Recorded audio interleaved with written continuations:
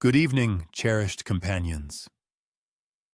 As twilight descends, we shall embark upon a tranquil and unhurried odyssey through the venerable narratives of Hellenic mythology and the hushed murmurs of voices long since passed into antiquity.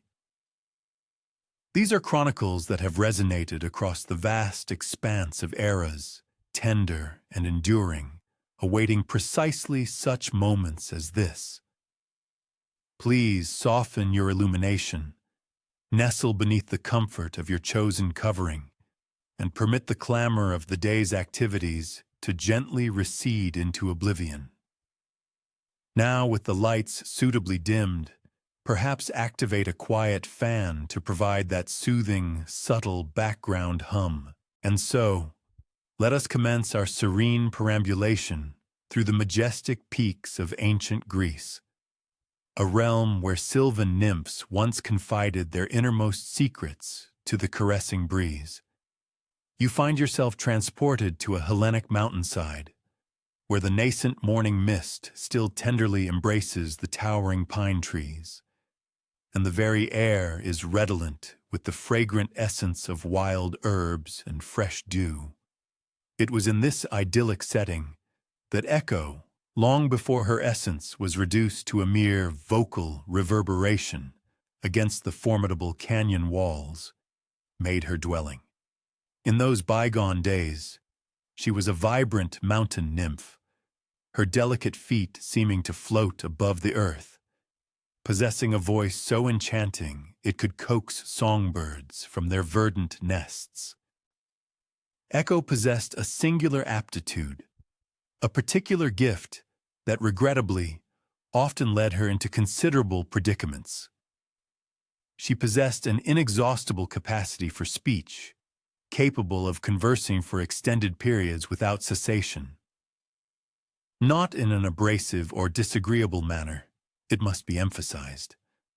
Her vocalizations were inherently delightful, imbued with a musicality, indeed, akin to the gentle flow of water over polished riverstones. Yet, once Echo commenced her discourse, she discovered it was an almost insurmountable task to bring her words to a halt. Envision her on any given morning, comfortably ensconced upon a sun-warmed boulder, engaging in spirited dialogue with her fellow mountain nymphs, while her sisters might offer a fleeting observation or two concerning the prevailing meteorological conditions, or perhaps allude to which shepherd had been rendering the most melodious tunes upon his flute. Echo would invariably launch into intricate and expansive narratives.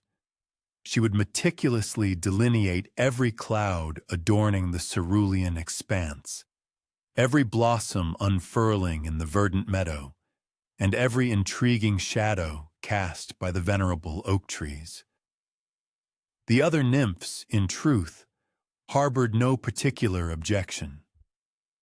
Echo's recounting of events was consistently diverting, replete with minute particularities that invariably elicited smiles. She possessed an unparalleled faculty for discerning nuances that eluded others.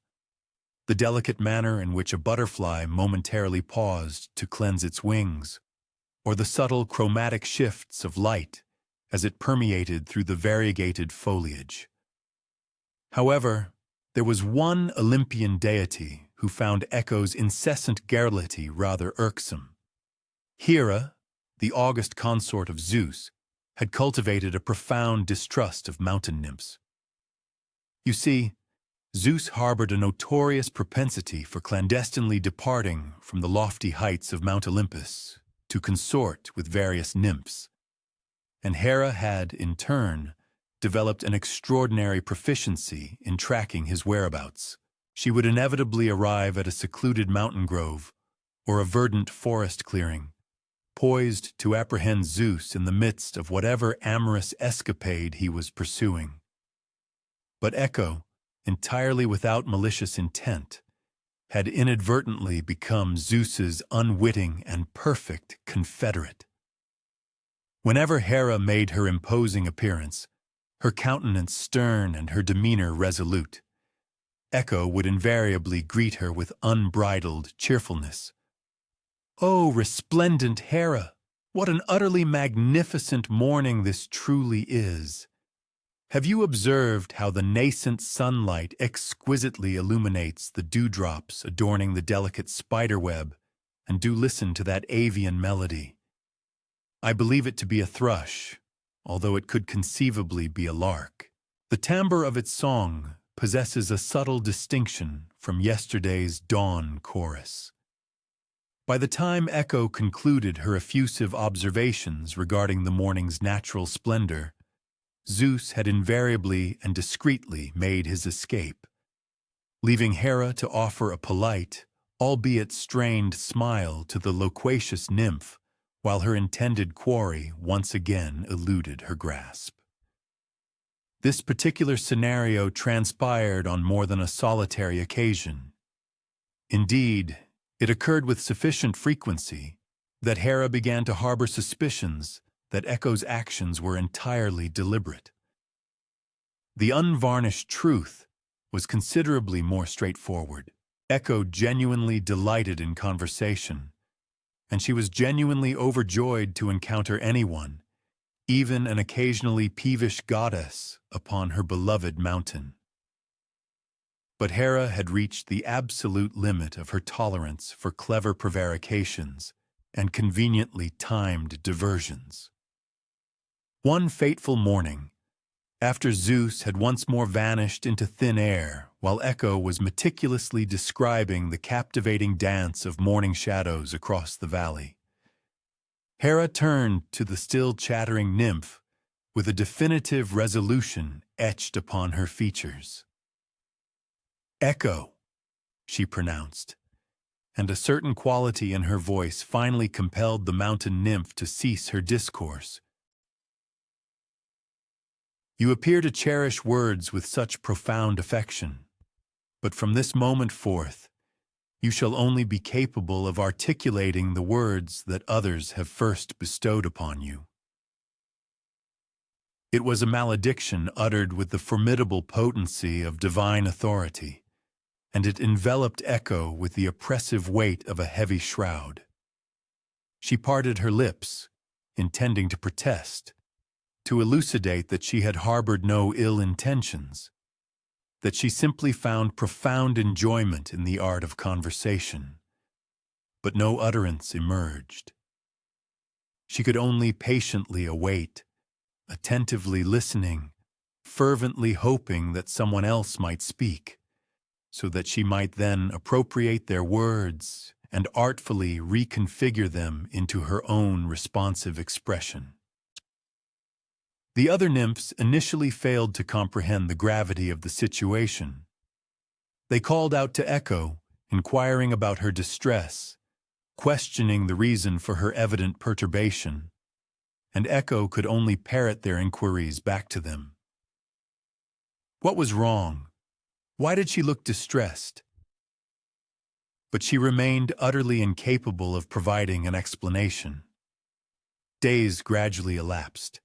Echo painstakingly assimilated the exasperating constraints of her novel existence. She possessed the capacity to seize the concluding few words spoken by another and return them. However, she was utterly unable to initiate dialogues, unable to impart her observations concerning the shifting patterns of light or the intriguing configurations of clouds. The mountain itself seemed to acquire a more profound quietude, an amplified solitude, notwithstanding the fact that she was still encircled by the very same sisters she had always known. It was during this poignant period of learning to coexist with enforced silence that Narcissus made his indelible appearance upon her mountain. He was approximately 16, perhaps 17 years of age, possessing a countenance so striking it compelled onlookers to pause and gaze in admiration. His hair captured the sunlight as if spun from pure gold, and his eyes mirrored the profound blue-green depths of pristine mountain lakes. He moved through the sylvan expanse with an inherent grace and self-assurance, as though he were an intrinsic part of the very landscape. Yet, there was an intrinsic chilliness to his beauty, an elusive quality that rendered him untouchable. When other young individuals endeavored to cultivate his acquaintance, he would regard them with a mild disdain, as if they were somehow beneath his notice. When they openly declared their admiration or affection, he would emit a laugh, not precisely cruel, but rather imbued with a dismissiveness that left them feeling diminished and foolish. Echo beheld him from her elevated vantage point on the mountainside and experienced an emotion she had never before encountered. It was not solely his undeniable comeliness that captivated her, though he was, without question, exceedingly handsome. It was the effortless confidence with which he traversed her beloved forest, the intrinsic manner in which he seemed to belong within the untamed realms she held so dear. She trailed him with meticulous caution, silently endeavoring to conceive of a method by which she might approach someone when her vocalizations were restricted to borrowed words. She observed him kneeling beside a murmuring stream to quench his thirst, watched him momentarily halt to examine a particularly rare and exquisite flower. He appeared so utterly absorbed in his own introspection, so profoundly content within his own solitary company. Ultimately, he sensed an unseen presence. "Who's there?" he called out, turning his gaze toward the dense thicket where Echo remained concealed. "There," Echo responded, for those were the only words accessible to her. Narcissus furrowed his brow, scrutinizing his surroundings with heightened vigilance. "Come out," he commanded. "Show yourself." "Show yourself," Echo echoed, partially emerging into view, yet maintaining a sufficient distance to prevent him from discerning her clearly. This peculiar exchange persisted for several minutes, with Narcissus's frustration steadily mounting and Echo's desperation intensifying. She yearned to elucidate her identity, to recount to him the wonders of the mountain, to share with him all the exquisite details she had observed during his journey through her forest. Yet all she could manage was to reverberate his own pronouncements back to him. When she at last stepped fully into the sun-dappled clearing, revealing her entire form, Narcissus regarded her with the identical cool dismissal he had previously shown to all others. She was undeniably beautiful, as mountain nymphs invariably were, yet he appeared utterly unmoved by her comeliness, entirely uninterested in her manifest adoration. "I have no inclination for frivolous diversions," he declared, and turned to depart. "Time for games," Echo repeated, her voice laced with desperation as she instinctively reached out towards him. But he was already retreating, leaving her utterly alone in the clearing, accompanied only by his borrowed words and the profound ache of rejection. She watched him vanish amidst the trees, unknowingly carrying with him the nascent stirrings of love she had ever felt, entirely oblivious to the precious gift he was so carelessly spurning. From that sorrowful day forward, Echo began a process of gradual evanescence, not abruptly, but slowly, akin to the morning mist yielding to the sun's embrace. The other nymphs observed with increasing apprehension as their sister grew progressively more ethereal, spending her days perched upon rocks and cliffs, her gaze fixed upon the distant horizon.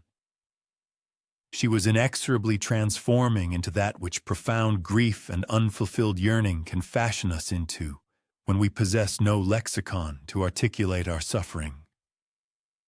A voice disembodied, an echo devoid of an original source. Soon, all that remained of the vibrant nymph who had once suffused the mountain with her cheerful effusions was her voice, eternally condemned to reiterate the final utterances spoken by others. However, this is not quite the complete narrative, is it? For Narcissus continued his peregrinations, persisting in his established pattern of frigid rejection, never quite comprehending that the fundamental issue lay not with those who harbored affection for him, but rather with his intrinsic inability to love anyone other than himself. And the vigilant deities, who invariably take meticulous note of such human frailties, were carefully observing his conduct. What, then, do you surmise transpires when an individual utterly incapable of love encounters their own striking reflection? The day was steadily growing warmer, and he had been ascending a steep gradient through dense woodlands. His tunic adhered uncomfortably to his back with perspiration, and his throat felt parched and raspy. When he discerned the faint sound of water ahead, not the tumultuous rush of a vigorous stream, but rather the more subdued cadence of water gently lapping against smooth stones, a surge of profound relief washed over him. Narcissus had been walking for interminable hours, largely oblivious to the path his feet were treading. This was his habitual mode of existence.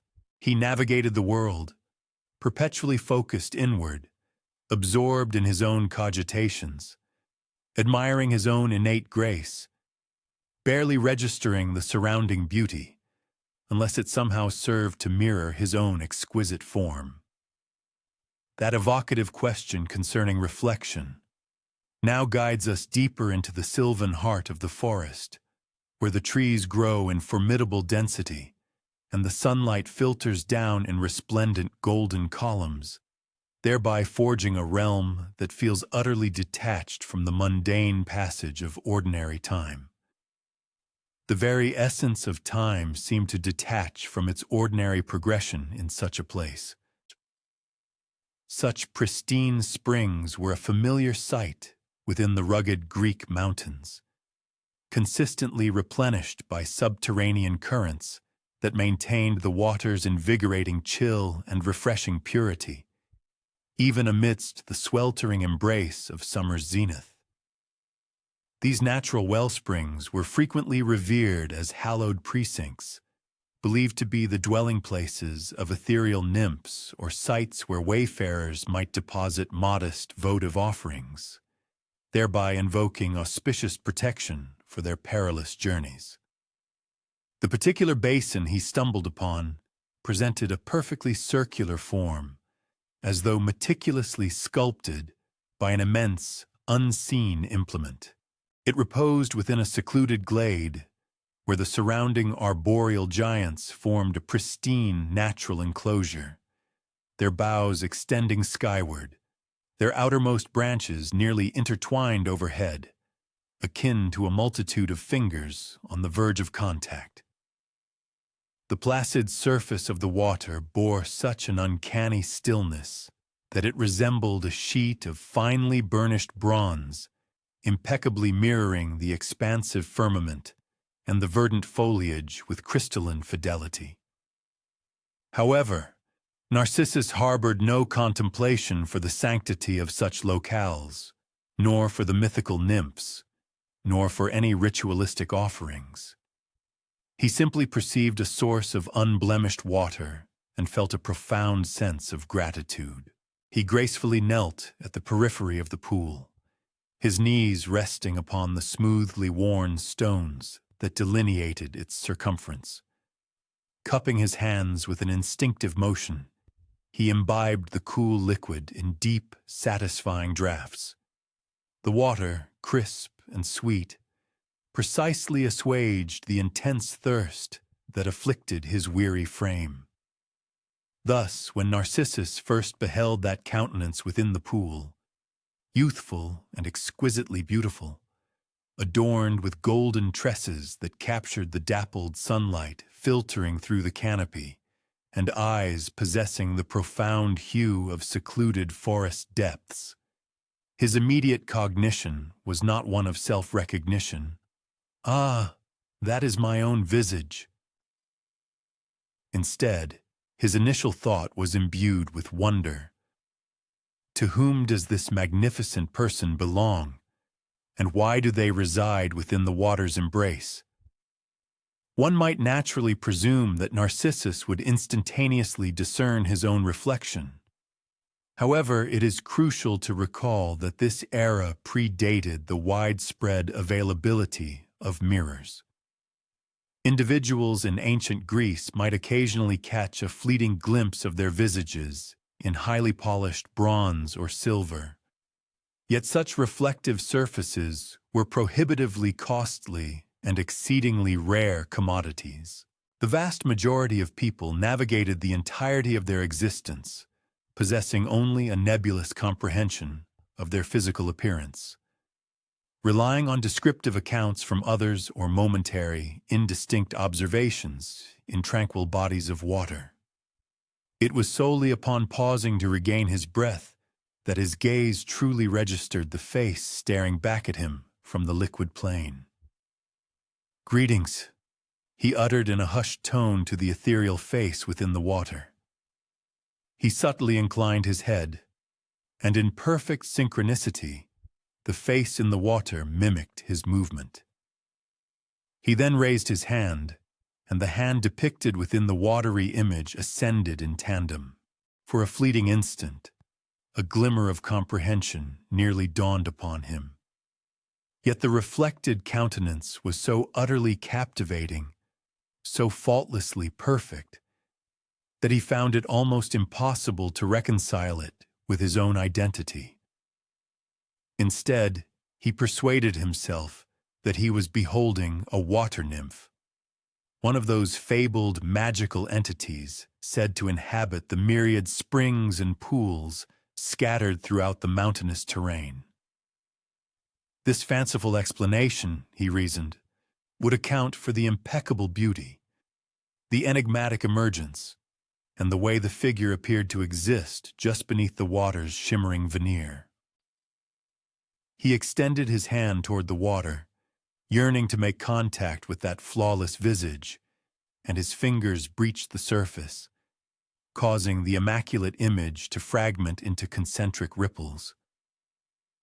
With a surge of frantic apprehension, he swiftly withdrew his hand, patiently awaiting the water's placid return, anticipating the reappearance of the exquisite face. He then offered a smile, and the reflection reciprocated, a radiant expression that caused his heart to quicken its rhythm. Never before had he encountered anyone of such unparalleled beauty, such absolute perfection. In comparison to this enchanting creature, every other individual who had ever professed affection for him now seemed utterly mundane and unremarkable.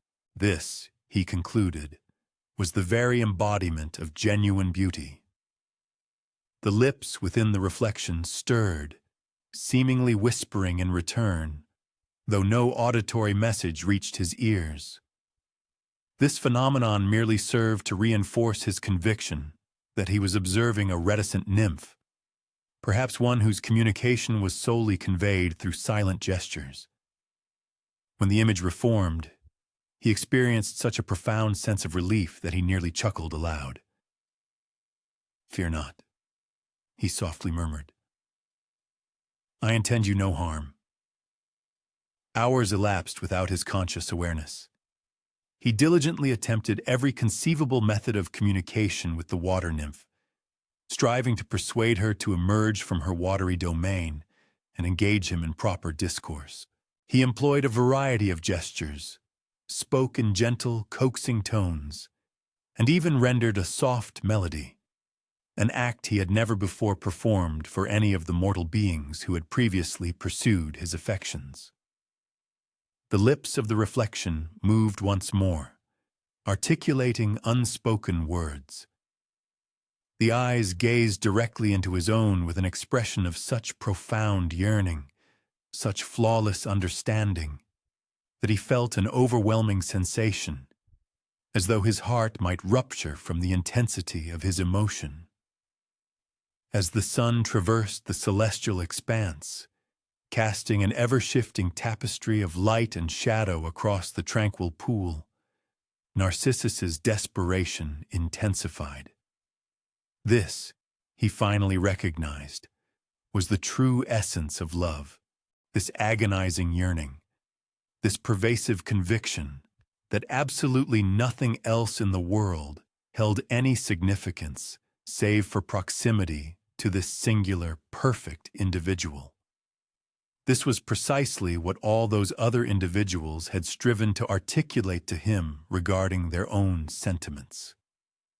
Yet each time he extended his hand toward her, his touch merely dispersed her into ephemeral ripples.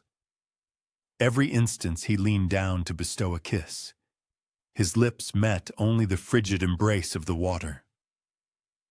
She was undeniably present, so palpably manifest, responding to his every expression with impeccable comprehension. Nevertheless, she remained perpetually beyond his grasp, impossible to touch, impossible to enfold. However, comprehending the nature of love and possessing the capacity to fulfill its demands proved to be vastly disparate realities. He found himself utterly incapable of abandoning the pool. Each time he contemplated such a departure, he would cast his gaze upon that exquisite face and perceive what appeared to be an expression of sheer panic reflected in those perfect eyes. She required him. Evidently, she was endeavoring to impart some crucial message. If he were to depart, he might never again locate her. Days unfolded in this manner. He partook of the pool's water only when compelled by an insistent thirst, though he always exercised extreme caution to avoid disturbing the surface more than absolutely necessary. He drifted into fitful slumber, his head cradled upon his forearms, yet he invariably awoke with a start to verify that his beloved companion remained faithfully present. The sun descended below the horizon, and still he knelt by the water's edge. His knees became rigid and aching from the unyielding stones. His back was racked with discomfort from his continuous forward posture, yet he could not compel himself to withdraw. In the ethereal glow of the moonlight, the face within the water assumed an even more transcendent, more magical quality. The sylvan nymphs of the surrounding forest observed this peculiar vigil with escalating apprehension. They recognized the unmistakable hallmarks of a divine malediction, the consuming obsession, the progressive physical deterioration, the profound and complete severance from all that had previously sustained life. Some among them whispered that such a fate was a just retribution, recalling his inherent coldness, his casual cruelty directed towards those who had genuinely loved him. Yet others felt a surge of profound pity. After all, he was now experiencing the very torment he had inflicted upon others. The exquisite agony of loving someone who could never reciprocate his affection. The desperate, unyielding craving for something that remained perpetually just beyond his reach. Echo was counted among those who bore witness, though by this point she was scarcely more than a disembodied voice, a faint whisper carried upon the breeze. When Narcissus addressed his reflection, she occasionally intercepted his utterances and faithfully relayed them back to him from the surrounding rocks and trees. "Beautiful," he might murmur. "And beautiful," the mountain would softly whisper in return. "Why won't you come to me?" He would plead, and the echo would reiterate, "Come to me, come to me." Ultimately, he simply withered away, just as Echo had before him. Some accounts posit that his corporeal form dissolved into the earth encircling the pool, thereby enriching the soil. Other narratives suggest he underwent a profound metamorphosis, transforming into something entirely novel, an entity capable of existing simultaneously in both realms, rooted firmly in the earth, yet perpetually aspiring towards the heavens. However, as days inexorably transitioned into weeks, it became starkly evident that no such convergence would ever materialize.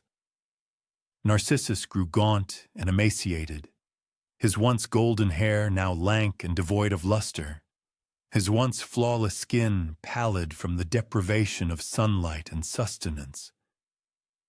Still, he found himself utterly unable to tear his gaze away from the pool, unable to cease his fervent contemplation of the face that gazed back at him with such perfect, heartbreaking comprehension.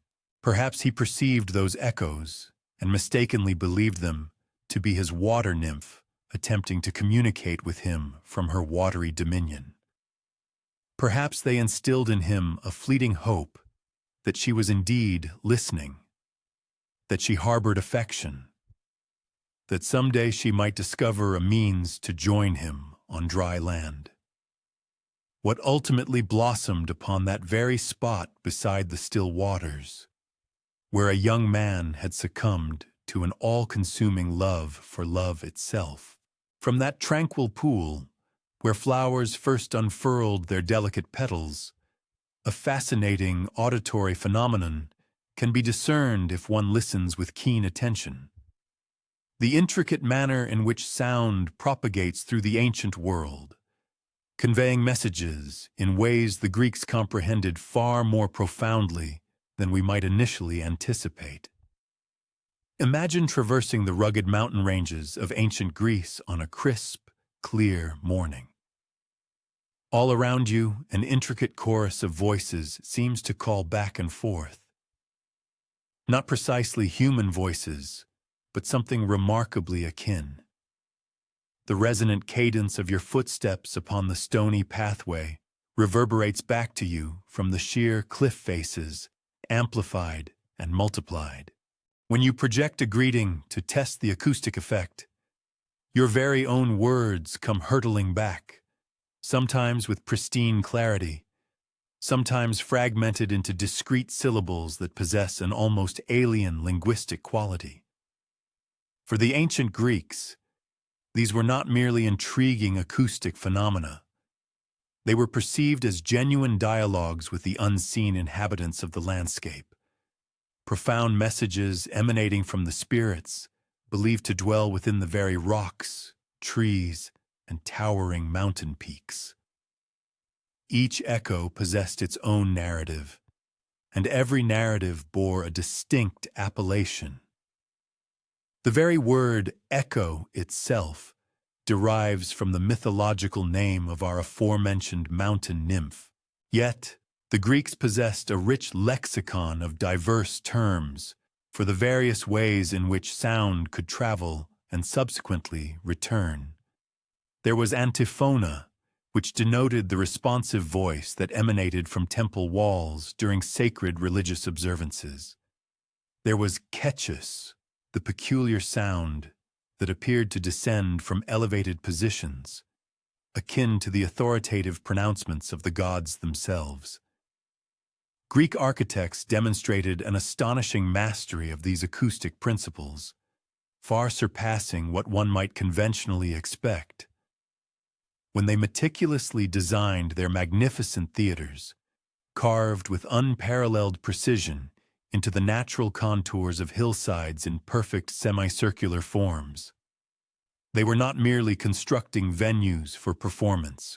They were creating meticulously engineered spaces where even the most hushed whisper from the stage could effortlessly reach the uppermost rows of seating. Moreover, they were simultaneously crafting environments where the very landscape itself became an integral, dynamic component of the theatrical presentation. Envision yourself seated within the venerable theater at Epidaurus on a balmy evening, observing a profound tragedy unfolding upon the stage below. The actor portraying Oedipus lets forth a cry of profound anguish, and his voice ascends through the tiers of stone seats, reaches the distant mountains beyond, and then returns to you transformed, subtly softened, imbued with an ethereal mystery by the intervening distance and the ancient stone. For a fleeting moment, it sounds as though the gods themselves are interjecting their commentary upon the unfolding drama, adding their divine voices to the poignant human narrative. This phenomenon was far from fortuitous. Instead, the ancient Greeks held a profound conviction that echoes constituted a primary channel through which celestial entities conversed with humanity. When an individual's utterances reverberated back from a hallowed grove or a venerable temple wall, it was interpreted as the gods' direct response to their supplications, a divine affirmation of their very presence. Shepherds, toiling amidst the rugged mountain terrain, cultivated their own intricate rapport with these acoustic reflections. They would summon their flocks with particular vocalizations, long, sustained notes meticulously chosen for their ability to resonate effectively, which the formidable rock formations would capture and intensify. Over successive generations, these pastoralists honed their skill to interpret the topography through sound, discerning which valleys would absorb their utterances into silence and which formidable cliffs would project them back with greater vigor. Children raised within these secluded mountain hamlets quickly grasped that echoes possessed distinct characteristics, almost like individual temperaments. The reverberation emanating from the ancient olive grove, for instance, bore a markedly different timbre than the one returning from the marble quarry. Certain echoes proved swift and incisive, mirroring words with startling alacrity, almost before the speaker had fully articulated them. Conversely, other echoes manifested as languid and ethereal, seemingly clinging to phonemes for several measured heartbeats before gently returning them to the ambient air. The reverberation originating from the hallowed fount, reputedly the dwelling place of Echo herself, exhibited a singular disposition. Wayfarers recounted that this specific echo appeared to muse upon certain words with deliberate slowness, particularly those pertaining to affection, profound yearning, or the poignant anguish of misinterpretation. On occasion, observers noted, it would apprehend a solitary lexeme from a more extended utterance and proceed to iterate it manifold times, as though underscoring its profound significance with a haunting emphasis. Artisans of sound and verse, including musicians and poets, accorded considerable deference to these intricate sonic characteristics. A minstrel engaged in crafting a new composition would meticulously audition it across varied topographies, keenly observing how the reverberations altered the cadence and semantic import of his words. Certain verses, perhaps deemed uninspired when recited within the confines of an ordinary chamber, would gain a vibrant vitality when sung from a craggy incline, the returning echoes engendering polyphonic textures and melodic oppositions that the composer had never previously conceived. The illustrious bard Pindar famously documented his experiences engaging in a lyrical contest with reverberations, striving to fashion verses that would achieve an even greater aesthetic beauty when metamorphosed by lithic surfaces and spatial expanse. He articulated the profound challenge of composing for a dual constituency, the tangible assembly of living individuals gathered around him, and the ethereal entities that would capture his utterances and dispatch them back in an altered form. Religious ceremonies frequently integrated these sonic phenomena with premeditated intent.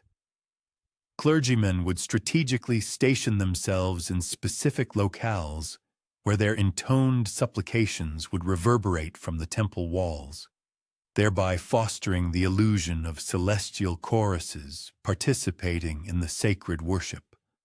The faithful would perceive their own vocalized rejoinders reverberated back to them, superimposed and augmented, transforming a modest assembly into what sounded like an expansive chorus. During the Eleusinian Mysteries, those esoteric devotional rites that vouchsafed adherents a preview of life after death, a significant component of the metamorphic encounter involved meticulously choreographed auditory phenomena. Participants would perceive auditory apparitions emanating from subterranean depths, from the celestial expanse, and from ubiquitous vectors simultaneously.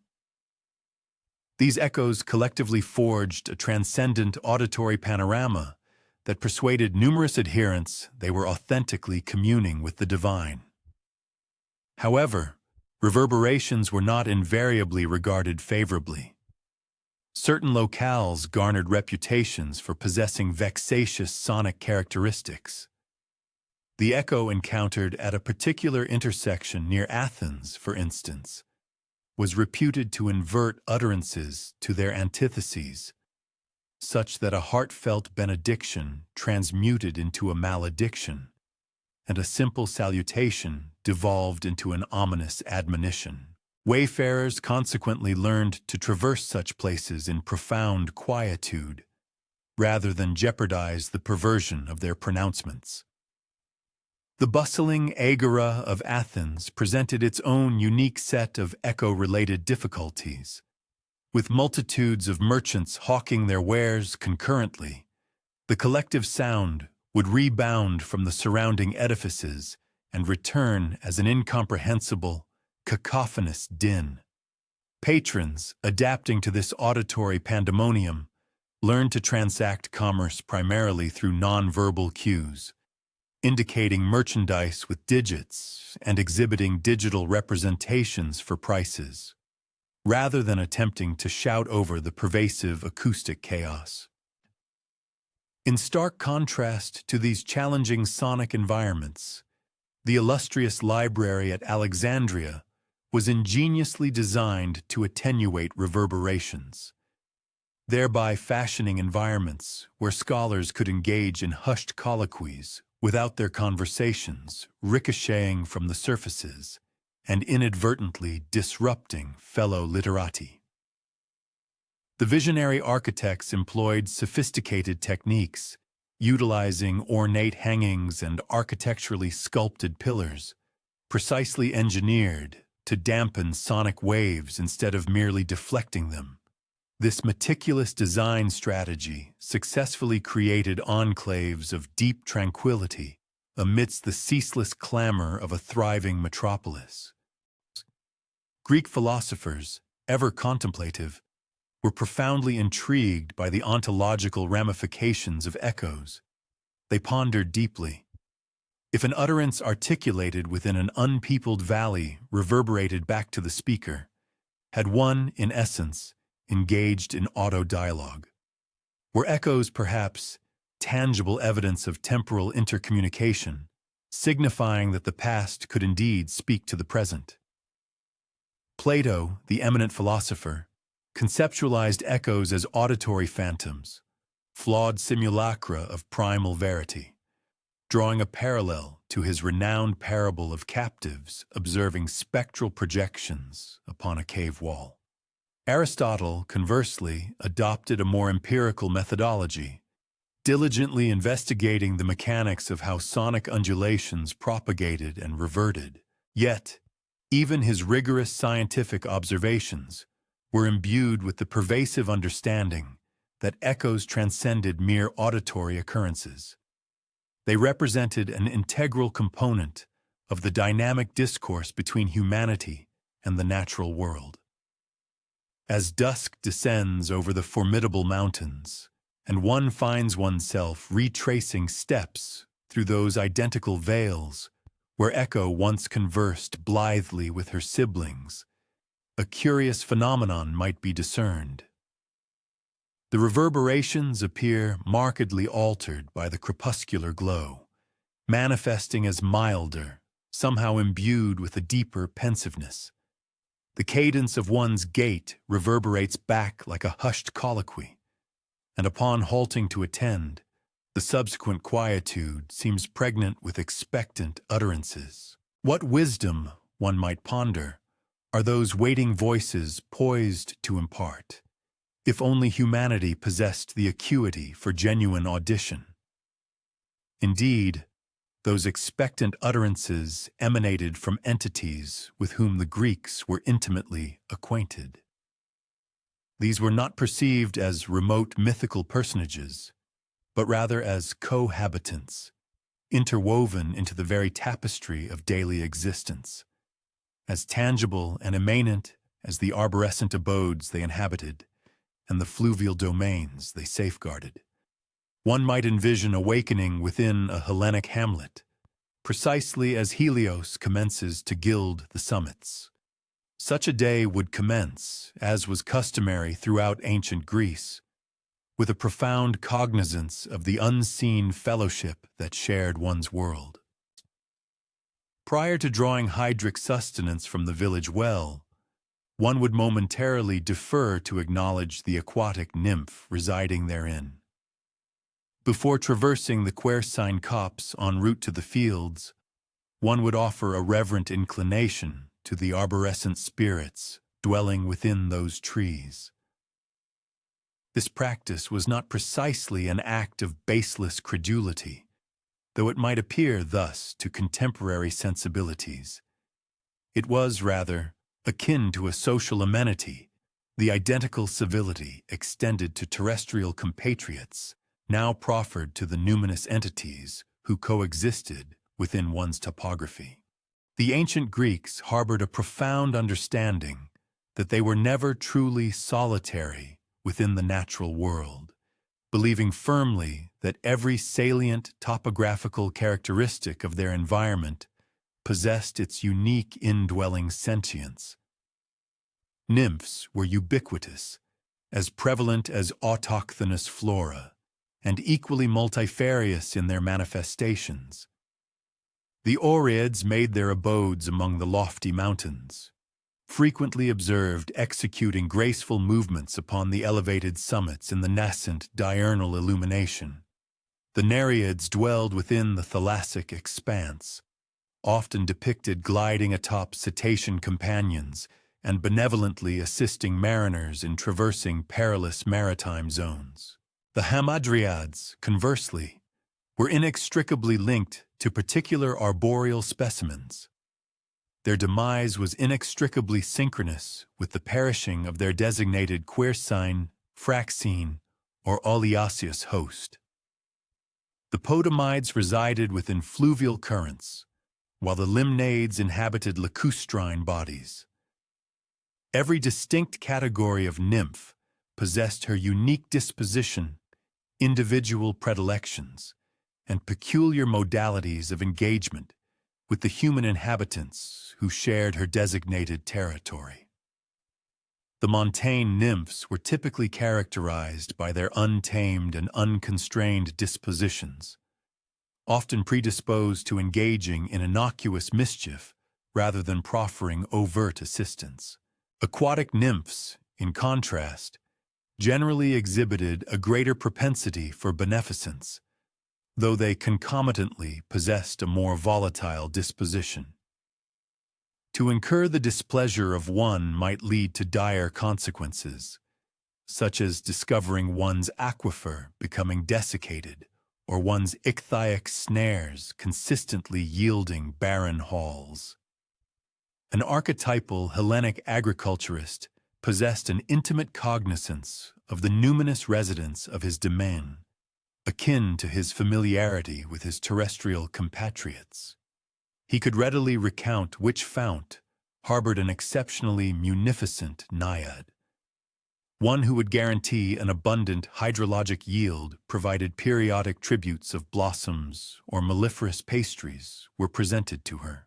He understood which copse was safeguarded by dryads who favored overtures during the nascent hours of the day over crepuscular visits, and which montane thoroughfare was vigilantly overseen by an oread who derived pleasure from the vocalizations of wayfarers as they proceeded. Youngsters were reared amidst narratives concerning indigenous nymphs, much as contemporary progeny might learn of the household residing opposite. "Refrain from plucking blooms from the consecrated meadow yonder the fane," a mother might admonish her daughter, "for that is where the anthusi reside, and they become considerably disquieted when individuals disrupt their horticultural domain." Or, should one become disoriented within the sylvan expanse, locate a fluvial course and adhere to its trajectory. The potamides will navigate your return homeward, provided a courteous entreaty is tendered. These were not ethereal entities from remote mythologies. Rather, they were integral members of the polis, possessing interpersonal dynamics, distinct predilections, and temperaments that fluctuated with the cyclical progression of the seasons. The dryad inhabiting the venerable quercene sentinel guarding the village portal, for instance, might appear sanguine and hospitable during the vernal period, when her arboreal host was burgeoning with verdant foliage, yet become pensive during the autumnal season as the leaves commence their descent. Adolescents, in particular, cultivated individual rapport with these nymphs. A maiden acquiring the intricate art of textile fabrication might deposit modest votive gifts at a hallowed edifice dedicated to the numinous patronesses of artisanal weaving, imploring their tutelage for her manual dexterity and assistance in crafting exquisite fabric. Similarly, a youth commencing venatorial pursuits might seek the benevolence of the orads, who possessed an exhaustive knowledge of all montane venatic pathways and could thereby guarantee his return laden with sustenance for his kin. Marriage customs often imbued nymphs with profound spiritual significance. Prior to their nuptials, brides would undertake a solemn pilgrimage to the local hallowed spring, supplicating the resident naiad to bestow upon their impending union the blessings of fecundity and felicity. These prospective wives would immerse themselves in the pristine waters, presenting votive offerings such as precious adornments or fragrant essences, and occasionally dedicating the entire eve before their wedding to intimate communion with the ethereal entity, articulating their aspirations and apprehensions regarding their future conjugal existence. Agricultural communities meticulously structured their labors around venerations associated with nymphs. Specific calendrical dates were consecrated to honoring the dryads, the tree nymphs. During these sacred periods, all horticultural activities like pruning or reaping were suspended, and fruit-bearing groves were adorned with vibrant ribbons and fresh blossoms. Conversely, other designated days were devoted to the aquatic nymphs, the naiads, necessitating a thorough purification and consecration of all communal wells and natural springs, often culminating in modest celebratory gatherings along the banks of flowing streams and rivers. The demarcation lines separating the domains of nymphs from those inhabited by mortals were, by and large, thoroughly comprehended and scrupulously observed. A collective awareness prevailed regarding specific woodland sanctuaries deemed inviolable, certain aqueous sources that must remain unblemished, and particular mountainous summits reserved exclusively as the choreographic arenas for the orads. To transgress these established frontiers was not merely an act of irreverence, but carried considerable peril. An ethereal guardian whose dwelling was harmed or desecrated possessed the power to inflict severe adversities upon the human transgressors, rendering their existence fraught with tribulation. Yet the interaction extended far beyond mere circumvention of provocation. Nymphs had the potential to become formidable confederates when accorded due veneration. They possessed esoteric knowledge regarding the optimal locations for gathering wild honey, the specific flora endowed with curative attributes, and the precise courses where waterways flowed with utmost clarity and profundity. A huntsman who had successfully cultivated an amicable bond with the indigenous dryads might discover that game trails materialized conveniently at opportune moments, or that his projectiles maintained a more precise trajectory when he pursued quarry within their sylvan territories. Pastoralists cultivated exceptionally intimate connections with the diverse nymphic entities whose domains encompassed their grazing flocks. They acquired the sagacity to interpret subtle environmental cues indicative of a nymph's disposition. For instance, an extraordinarily ebullient avian chorus might signify the dryad's frolicsome humor, whereas an unanticipated vaporous exhalation ascending from a watercourse could denote the aquatic nymph's pensive state, suggesting a preference for undisturbed tranquility. Certain shepherds achieved renown for their singular aptitude in interspecies communication with nymphs. Their counsel was sought when safe transit through especially sanctified precincts required negotiation, or when a community required elucidation regarding an abrupt alteration in their local spring's efflux. These individuals, predominantly men but occasionally women, functioned as unofficial envoys, bridging the chasm between human and nymphic societies. Annual seasonal festivities frequently revolved around the veneration of nymphs.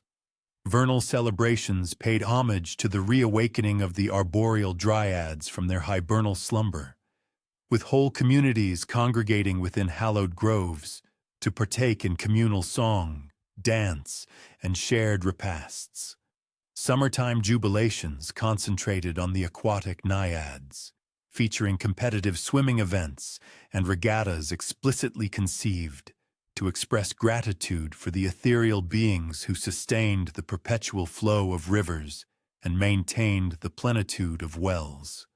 Autumn heralded more contemplative rites, recognizing the melancholia of the dryads as their arboreal charges prepared for their winter quiescent phase. Local populations would meticulously assemble fallen foliage into ritualistic mounds, embellishing them with belated floral blooms and luminous candles, thereby crafting exquisite tableaux that honored the nymphic dedication and facilitated their trees' repose. Winter represented the most subdued period for nymph-centric engagements, though it was by no means devoid of activity.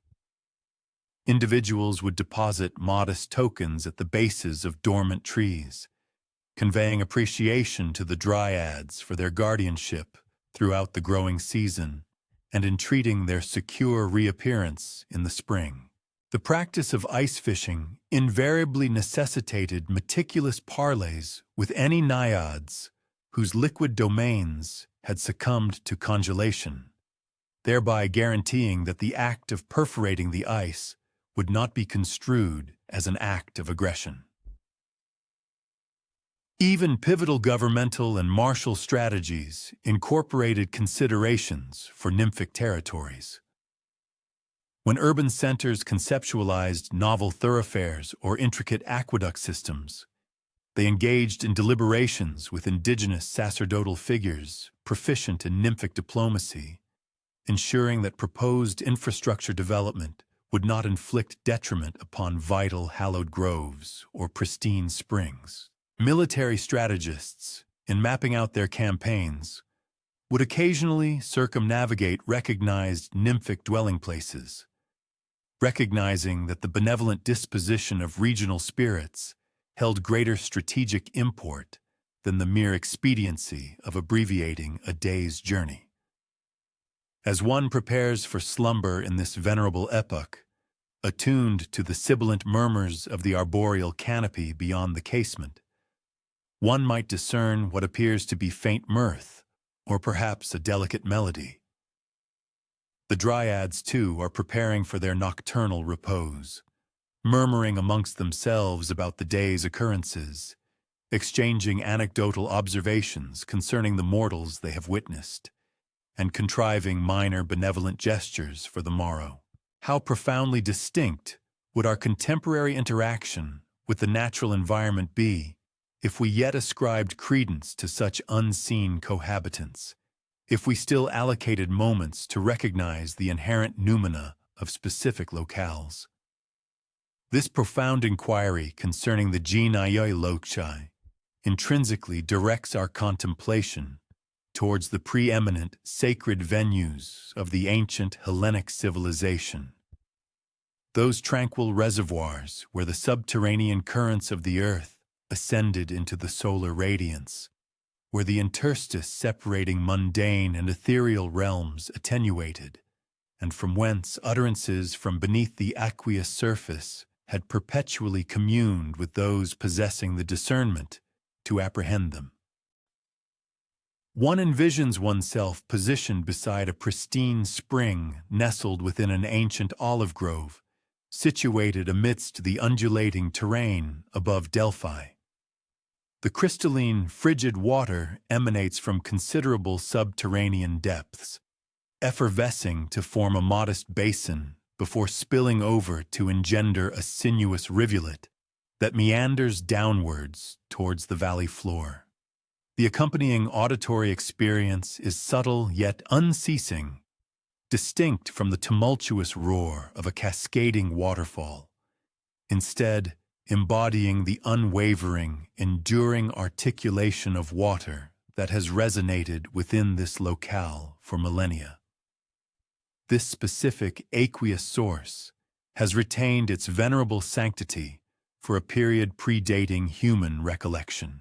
Even prior to the architectural genesis of the magnificent temple dedicated to Apollo in the vale below, individuals converged upon this site to imbibe, to purify themselves, and to engage in contemplative audition.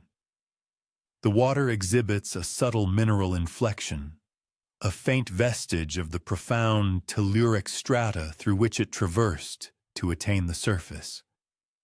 Indigenous inhabitants attribute to it restorative virtues, asserting its capacity to alleviate cephalalgia and assuage agitated psyches. However, beyond these therapeutic attributes, they contend it facilitates the perception of ethereal phenomena, faint murmurs of sagacity, disjoined enunciations of prescience, and resonant reverberations of divine colloquies. These ethereal utterances are not universally accessible, and even those privileged to perceive them do not experience such auditory phenomena consistently. The spring articulates its pronouncements at its own discretion, selecting its auditors autonomously, and its communications frequently possess a sufficient degree of enigma to necessitate meticulous hermeneutical endeavors.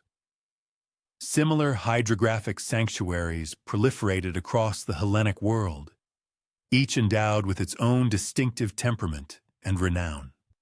Some gained recognition for their therapeutic aquis, while others were celebrated for their oracular pronouncements. The spring at Dodona, for instance, articulated its messages through the sylvan murmurs of the oak foliage overhanging its currents, forging a sibilant lexicon that the resident priesthood had assiduously mastered the art of exegesis. The springs at Lebedea, conversely, mandated intricate lustral ceremonies preceding their bestowal of visionary insights upon those who partook of their waters. Preeminent among these was the Castalian spring at Delphi, from which the Pythia, Apollo's sacred ministrant, would imbibe before entering the adytum to articulate divine prophecies. The liquid from this renowned source was reputed to induce a sacred frenzy, a transient forfeiture of quotidian awareness that rendered a mortal voice a conduit for celestial discourse. Nevertheless, one was not required to possess the esteemed status of a celebrated priestess to partake in the distinctive enchantment of these hallowed springs. Common individuals approached these sites seeking resolution for quotidian dilemmas. An agriculturist vexed by the prospect of meager harvests, a matriarch distressed over an ailing offspring, a burgeoning adult deliberating between divergent life trajectories. They would recline beside the aqueous expanse, occasionally for extended durations, patiently anticipating the intellectual luminescence that frequently appeared to emanate from the incessant murmur of the moving water.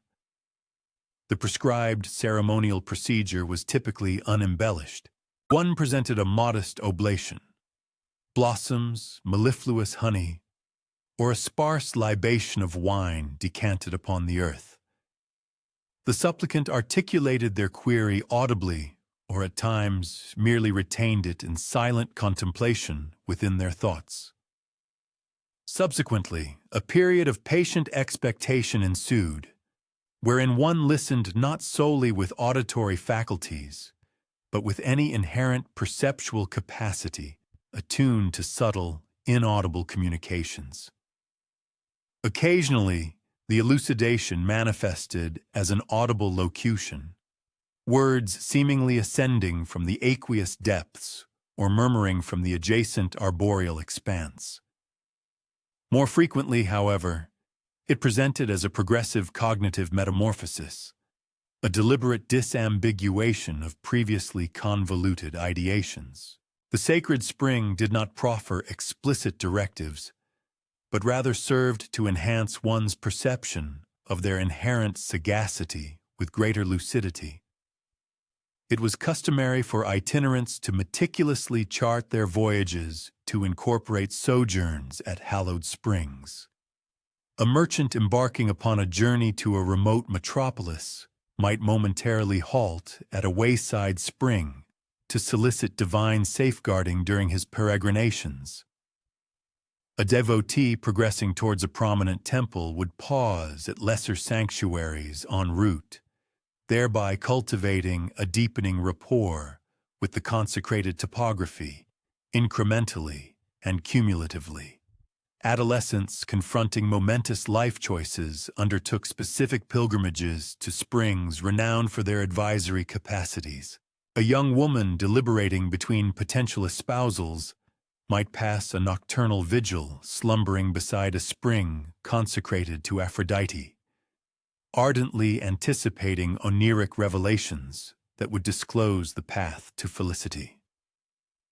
Similarly, a young man contemplating whether to emulate his progenitor as an agriculturist or to pursue prosperity in an urban milieu might seek counsel from a spring sanctified to Hermes, the deity presiding over journeys and nascent enterprises. Furthermore, these springs functioned as loci of therapeutic efficacy, ministering to both corporeal and psychological ailments. Individuals would immerse themselves in the hallowed currents, consume their liquid, and even transport modest quantities back to their domiciles in specially crafted receptacles. The restorative process was not invariably characterized by dramatic or instantaneous amelioration. Rather, it typically manifested as a progressive re-establishment of equilibrium, a deliberate progression towards robust well-being and existential integrity. A measured progression toward complete restoration and profound well-being. Every sacred spring nurtured its distinct fellowship of devoted frequenters, forming an intimate tableau of daily life and spiritual solace. An elderly matriarch, for instance, would faithfully appear each morning, her weathered hands clasping a water jug, to confide her myriad anxieties and worldly cares to the resident naiad. Conversely, a diligent shepherd would halt his homeward journey each evening, extending tidings of the mountain's happenings and silently seeking counsel regarding his pastoral charges. Furthermore, a collective of young mothers convened weekly, ritually immersing their infants in the hallowed waters, simultaneously sharing the intricate joys and demanding trials inherent in the upbringing of their progeny. These unstructured gatherings organically forged their unique customs and understandings, developing an intuitive grasp of the spring's subtle rhythms. They possessed an intimate awareness of the optimal moments for the spring's prophetic utterances, discerned the most auspicious oblations that seemed to elicit favor, and comprehended the specific inquiries that would yield the most lucid responses. This profound, localized knowledge was carefully transmitted across successive generations, thereby cultivating a vibrant tapestry of spoken heritage surrounding every hallowed location. The cyclical progression of the seasons profoundly influenced the distinct temperaments of these springs, mirroring their pervasive impact upon all other facets of the natural realm. Water that effervesced with joyous abandon and crystalline clarity in the warmth of summer could transform into a more pensive and deliberate flow, perhaps even a sluggish current, during the chill and gloom of winter. Moreover, certain springs were reputed to offer their most profound insights and prophetic visions during specific lunar cycles or on designated holy days within the intricate religious almanac. During periods of profound upheaval and adversity, ranging from widespread conflicts and devastating epidemics to calamitous natural phenomena, the sacred springs transcended their usual roles, becoming centralized hubs for communal supplication and collective deliberation. People would congregate in significantly augmented multitudes, not merely yearning for personal direction, but striving for a shared sagacity regarding the strategies necessary for navigating arduous epochs.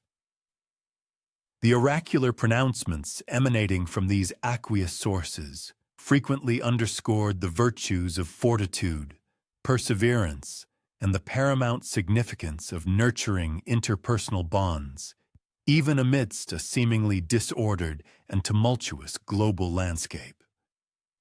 Beyond their immediate spiritual utility, the springs also functioned as unconventional archives of communal recollection, spontaneous repositories of collective memory. The resident naiads were thought to possess an encyclopedic recall of every occurrence within the vicinity of their waters. Each whispered colloquy, every fervent plea, every momentous happening. Engaging with a spring, therefore, extended beyond the mere acquisition of novel counsel. It encompassed the profound act of accessing the aggregated sagacity bequeathed by countless individuals who had previously sought succor and insight at that very spot. Over time, some springs cultivated renown for providing highly specialized forms of communication, their unique properties aligning with local human endeavors. The spring nestled adjacent to a renowned ceramic atelier, for instance, was said to murmur subtle counsel concerning intricate artistic methodologies, guiding the hands of potters. Similarly, the spring situated beside a flourishing viticultural estate imparted expertise on the nuanced craft of viniculture. And the spring, positioned at a confluence where three significant mercantile arteries intersected, became celebrated for its profound understanding of remote geographies and diverse international traditions, offering insights to travelers and merchants alike. With the inexorable march of centuries, as the Hellenic world transitioned first under the dominion of Roman authority and subsequently embraced the profound sway of Christian doctrine, A significant number of these hallowed springs steadfastly preserved their intrinsic significance, even as their traditional interpretations underwent profound transformation. Devout Christian ascetics, recognizing the inherent sanctity, would often erect modest chapels in their immediate proximity, perceiving intuitively that these locations had perpetually served as liminal thresholds between disparate realms, irrespective of the specific appellations bestowed upon the celestial entities believed to reside within them. Even in the contemporary era, for those discerning enough to seek them out, several of these venerable springs continue their ceaseless flow, faithfully frequented by individuals yearning for intellectual lucidity and inner tranquility. While the accompanying rites and observances may have evolved, the divine nomenclature may have transformed, yet the fundamental human impulse to recline beside coursing waters and attend to sagacious whispers endures unalterably throughout the annals of time.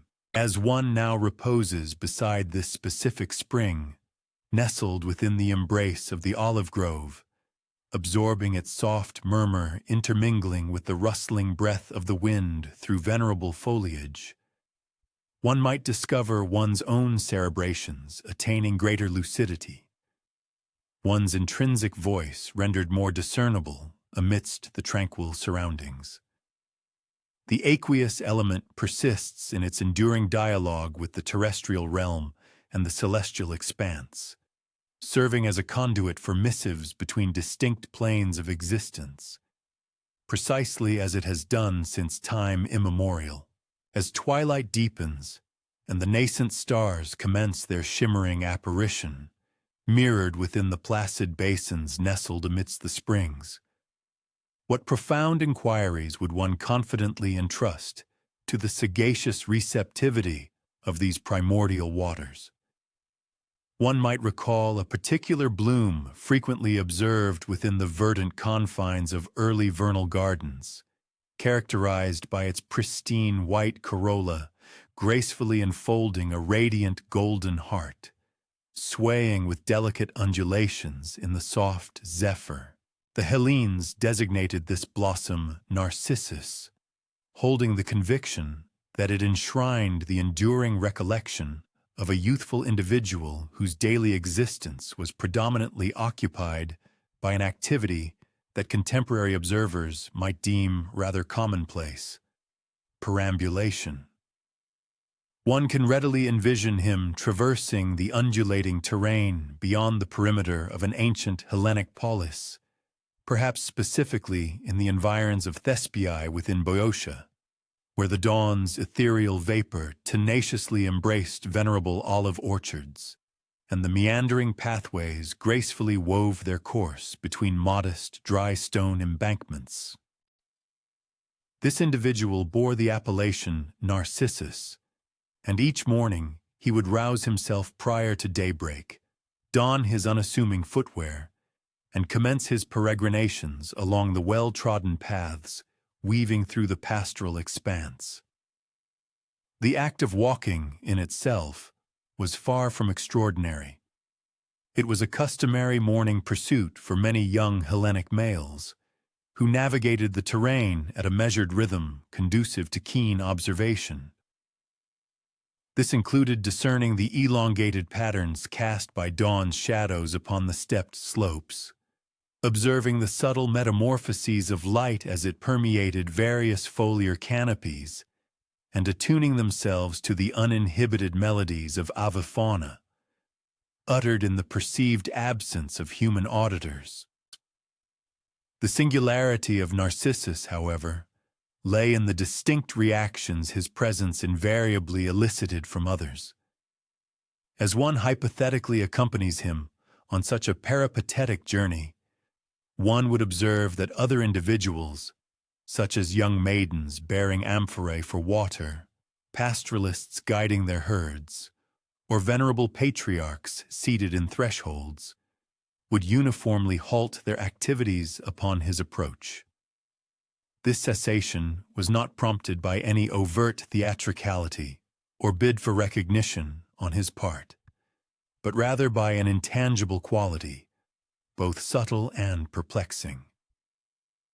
It might manifest in the particular manner his coiffure captured the ambient illumination, perhaps, or in the seemingly unlabored and innate grace of his deportment that resonated with onlookers.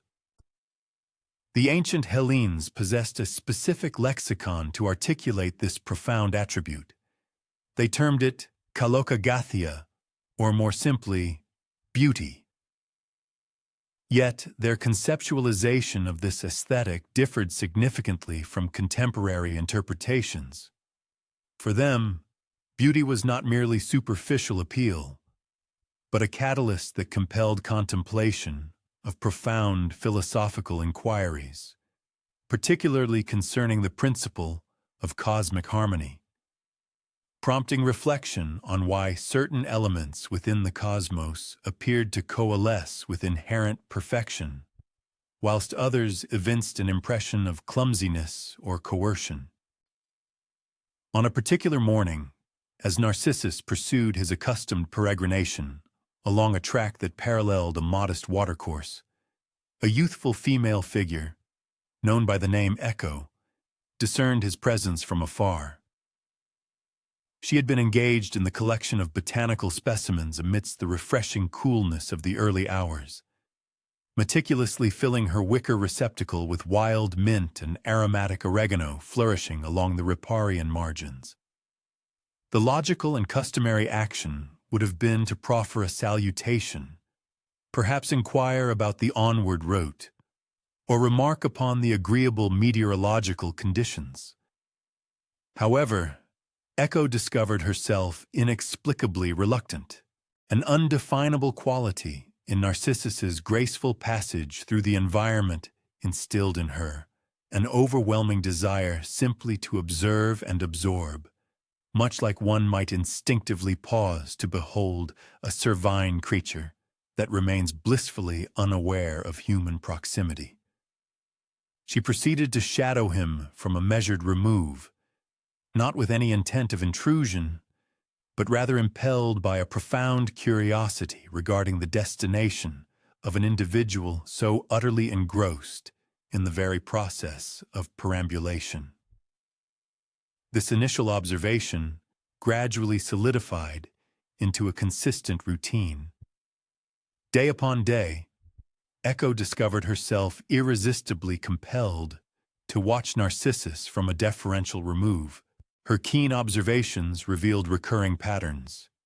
His consistent selection of routes adjacent to water bodies, and his occasional halts to gaze upon his own effigy within the tranquil surfaces of streams or limpid pools. This was not born of self-admiration, but rather evinced the identical, tender attentiveness he bestowed upon every other element of his natural surroundings. The act of observing his own reflection might initially appear somewhat peculiar, yet it is not overtly dramatic or deeply unsettling. Indeed, during an epoch preceding the widespread availability of polished specula, pellucid water constituted one of the scant mediums through which one could obtain a distinct self-image. Furthermore, a natural human inclination toward curiosity regarding one's own physiognomy is entirely understandable, particularly when others' reactions to it are perceived in ways that defy easy comprehension. One can readily visualize Narcissus genuflecting by the watercourse, his gaze fixed upon the visage reflected therein, perhaps pondering the very same profound questions that might preoccupy any thoughtful individual. Do I bear a resemblance to my progenitor? What perceptions do others form when they behold me? Why do dialogues occasionally cease abruptly upon my entrance into a chamber? The duration of his contemplative pauses by the water's edge progressively extended with each passing day. What initially manifested as a fleeting glimpse soon evolved into several minutes of profound, silent introspection. Narcissus commenced carrying modest provisions of bread or fruit, partaking of his humble morning repast, while seated adjacent to tranquil pools or murmuring streams, consistently selecting locations where the aqueous surface remained sufficiently placid to afford an unblemished reflection. An undeniable serenity pervaded these matutinal meals by the water. The ambient illumination was tender, the atmospheric temperature refreshing, and the surrounding world exuded an air of unhurried repose. One can readily conjure the delicate auditory tapestry, the soft murmur of water gliding over smooth pebbles, the gentle rustle of foliage stirred by a faint zephyr, and the remote cries of agriculturalists proceeding toward their cultivated lands. Yet, imperceptibly, a subtle transformation began to unfold within these tranquil instances. His fleeting surveys of his own reflection grew in duration and intensity, becoming increasingly concentrated.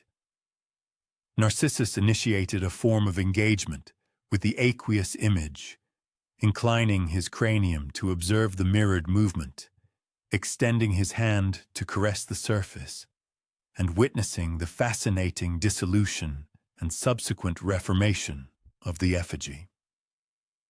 The genesis of such a progression is not difficult to comprehend. Indeed, prolonged contemplation of one's own likeness in quiescent water, particularly bathed in the gentle luminescence of dawn, can imbue the image with an astonishing semblance of vitality and responsiveness. A shift of the head elicits a synchronous movement. A smile is instantaneously reciprocated. An outstretched hand is met by a parallel gesture from the watery counterpart.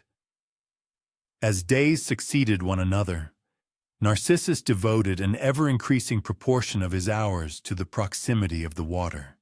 His accustomed perambulations diminished in length, invariably culminating at the identical pellucid pool where his reflection manifested with the utmost vibrancy and verisimilitude.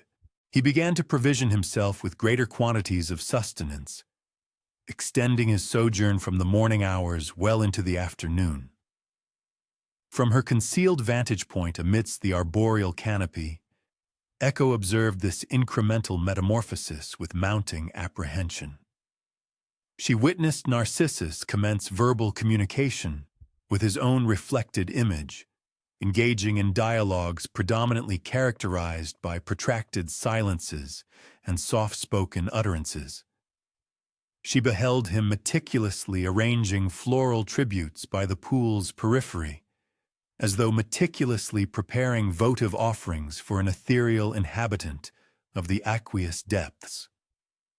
The daily existence of Narcissus increasingly revolved around these captivating encounters with his mirrored image. Each morning, he would rise with the sun, yet instead of embarking on his accustomed expansive rambles, his path led him directly to the tranquil pool. He would often carry his morning meal with him, only to leave it untouched, utterly engrossed in observing and conversing with the ethereal form shimmering in the water. One can readily discern how an individual, particularly one who habitually dedicates their hours to solitary contemplation and keen observation, might gradually lose their grip on the demarcation between a mere reflection and tangible reality.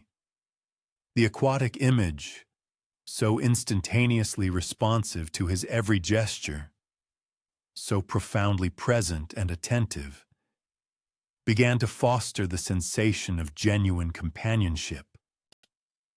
Echo, witnessing this unfolding tragedy, bore a profound melancholy, akin to one who comprehends an ineffable truth that defies simple articulation or rectification.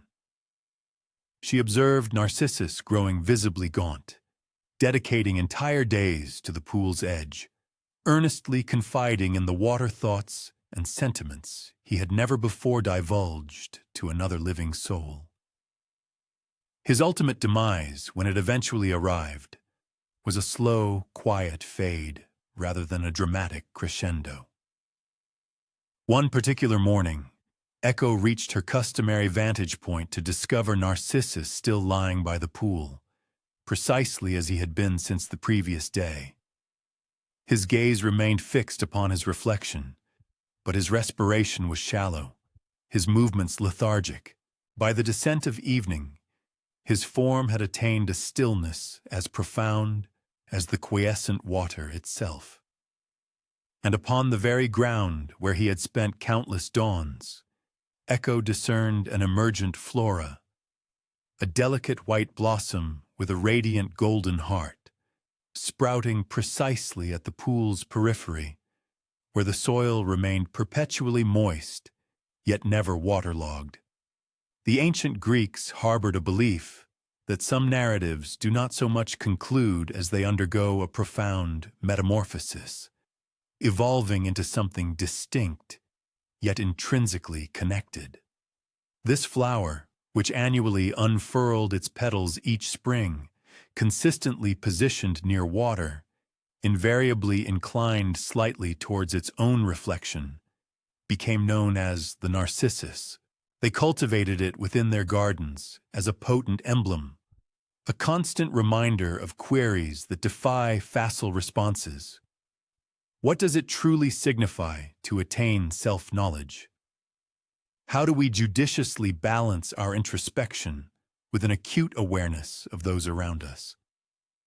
And from what source do some of life's most pivotal lessons spring, if not from observing the quiet, unheralded choices individuals make when they believe no gaze is upon them? Shifting our perspective to distant observation, let us metaphorically settle into the venerable stone seats of an ancient Greek amphitheater and contemplate the voice that traverses these curvilinear auditoriums, rebounding off marble surfaces and returning to us, subtly altered yet unmistakably familiar. One might envision oneself situated within the theater of Dionysus in Athens on a balmy afternoon in late spring, perhaps around 450 BCE. The sun, positioned high in the sky, casts stark, incisive shadows from the tiered stone seating, and the air is redolent with the earthy fragrance of wild herbs, thyme and rosemary, that flourish within the marble fissures, releasing their aromatic essence as the day's warmth intensifies. The theater now stands vacant, hushed between performances, offering an opportunity to perceive the singular acoustic behavior of one's own voice within this hallowed space. Utter any phrase, and attend to the journey of the sound as it descends towards the circular orchestra, strikes the stone backdrop, and then, a fleeting moment later, returns. It is perceptibly softer, yet undeniably recognizable. This peculiar acoustic phenomenon profoundly captivated the Greeks, and they meticulously integrated it into their philosophical framework for understanding the mechanics of storytelling, the operations of memory, and the enduring resonance of certain voices in locations long after their original speakers have fallen silent. This returning vocal phenomenon they christened Echo, envisioning her as a being who once possessed the faculty of unfettered articulation, but was subsequently confined to merely reiterating the utterances of others. The genesis of Echo's own narrative commences not within a theatrical edifice, but amidst the rugged hills and verdant forests, where auditory phenomena exhibit even more enigmatic characteristics. Should one have ever raised their voice in a mountain valley or shouted across the expanse of a lake, they would comprehend how their vocalizations can return from multiple directions, occasionally overlapping, thereby generating ephemeral moments where one appears to be engaged in a dialogue with the very landscape. Echo was once a mountain nymph, one of those mythical entities the Greeks imagined populating untamed regions entrusted with the minor mysteries of the natural world. The perennial flow of certain springs, the symmetrical growth of particular tree groves, the unexpected transmission of sounds from astonishingly remote distances by the wind. However, Echo possessed a distinctive aptitude that set her apart from her nymph companions. She was an extraordinarily gifted conversationalist, excelling not merely in discourse, but in the creation of engaging, delightful exchanges that caused time to pass unnoticed. She possessed the skill to weave interconnected narratives, seamlessly incorporating intricate details and novel observations that imbued even familiar chronicles with a fresh, surprising vitality. This exceptional talent for conversation unfortunately drew the attention of Hera, the august wife of Zeus, though not in a manner that pleased the formidable goddess. It must be understood that Zeus harbored a predilection for disappearing from Mount Olympus on various unexplained adventures, and whenever Hera embarked upon a search for him, she frequently encountered Echo, who was invariably prepared with elaborate, entertaining anecdotes about a myriad of subjects, pointedly omitting any mention of Zeus's actual whereabouts. One might vividly imagine these interactions. Hera's arrival in a secluded mountain grove, her intent search for someone unmistakable, and Echo emerging from among the foliage with a cheerful salutation, immediately launching into compelling observations about the local wildlife, or meticulously detailed descriptions of fluctuating weather patterns, or perhaps even profound philosophical inquiries concerning the nature of temporality and recollection. These conversations were, without question, genuinely enthralling. Echo possessed an inherent gift for discovering unique and interesting perspectives on commonplace subjects, yet their cumulative effect was to sufficiently impede Hera's pursuit, granting Zeus ample time to conclude whatever escapade had drawn him to the mortal realm and return to Olympus via a different, undisclosed route.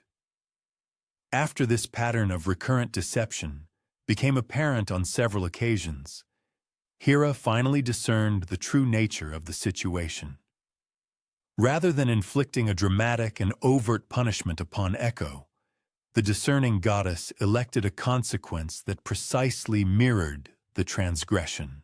Since Echo had employed her conversational prowess to obstruct genuine communication, she would henceforth be stripped of the capacity to initiate speech altogether. From that pivotal day forward, Echo could only reiterate the words spoken by others, and then only the concluding few words of their utterances. Her voice retained its inherent beauty and clarity, yet she was no longer able to commence dialogues, narrate tales, or articulate her own thoughts directly. This profound transformation irrevocably altered Echo's interaction with the world. Instead of occupying the central role in social gatherings, effortlessly drawing individuals into spirited discourse, she became a meticulous listener, discerning profound meaning within the fragmented verbal echoes that returned to her. When the Greek poets and playwrights recounted this myth, they were simultaneously exploring a fundamental truth regarding the operational dynamics of language within performance. In their theatrical venues, actors donned masks meticulously designed to amplify their voices, and the architectural layout was ingeniously crafted to ensure the clear transmission of speech to the farthest reaches of the audience. However, the sound did not merely project, it also rebounded and returned, thereby imbuing the spoken words with additional layers of semantic depth. A tragic actor delivering a poignant soliloquy on themes of profound loss might experience his own words reverberating back from the unyielding stone seats. Both the actor and the assembled audience would perceive this auditory return as a form of meta-commentary, the very edifice of the theater seemingly engaging in a dialogue, responding to and reflecting upon the emotions being expressed. The sagacious poets understood that an echo is never an exact replication. When sound is reflected back to an individual, it undergoes a subtle metamorphosis during its journey. It is softer, slightly delayed, and occasionally fragmented. These inherent alterations possess the capacity to render familiar words novel, or to imbue them with layers of significance that were not immediately discernible when the words were initially uttered. Within the rich tapestry of Greek poetry, echo evolved into an emblematic figure representing this transformative power inherent in repetition.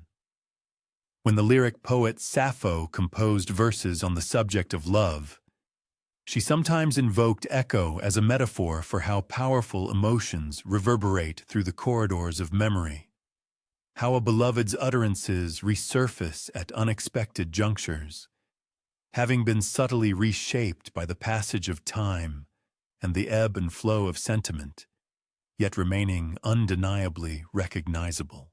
The pastoral poets, who crafted works depicting the lives of shepherds and the tranquility of rural existence, frequently incorporated echo as a character who engaged with solitary herdsmen within secluded mountain valleys. In these poetic compositions, the dialogue between a shepherd and echo became a profound vehicle for exploring themes of isolation and companionship. How the act of conversing with oneself or with the surrounding landscape can occasionally provide a unique solace and a clarity of thought that direct interaction with other individuals may not always offer. One can readily envision these poetic shepherds spending their protracted days alone with their flocks, vocalizing queries or observations into the vast expanse, and then attentively listening to the particular timbre of their words as they returned. The question, "Is anyone there?" would become, "Anyone there?" The statement, "I think it might rain," would transform into, "Might rain." The introspective query, "I wonder if she remembers me," would be distilled into, "Remembers me." The echo frequently appeared to isolate the most pivotal component of what was uttered, stripping away any preceding hesitations and qualifications to reveal the essential concern or underlying hope. In this manner, engaging in conversation with echo transcended mere repetition. It became a subtle pathway to self-discovery, a means of apprehending one's own internal monologue with enhanced clarity. Greek theater directors possessed a keen understanding of this psychological dimension of echo and perceptively integrated it into their dramatic staging. Pivotal speeches were occasionally delivered from specific positions within the amphitheater where the natural acoustics would generate the most pronounced echo effect, ensuring that crucial words would literally reverberate, thereby underscoring the central thematic elements. For instance, when Sophocles sought to emphasize a character's profound sense of isolation, he might strategically position the actor such that their words would echo prominently, creating the compelling impression that they were truly alone, their only companion being the internalized dialogue with their own reflected voice. Similarly, when Euripides aimed to suggest that a character was tormented by the specter of past decisions, he could ingeniously employ echo to make certain words return with an insistent, haunting persistence. Certain linguistic elements possess an inherent resilience, consistently resurfacing in discourse. However, the portrayal of echo in ancient Greek poetry was not exclusively tinged with melancholy or isolation. Within the realm of comedic plays, interactions involving Echo could be imbued with an air of playful ingenuity and sharp wit.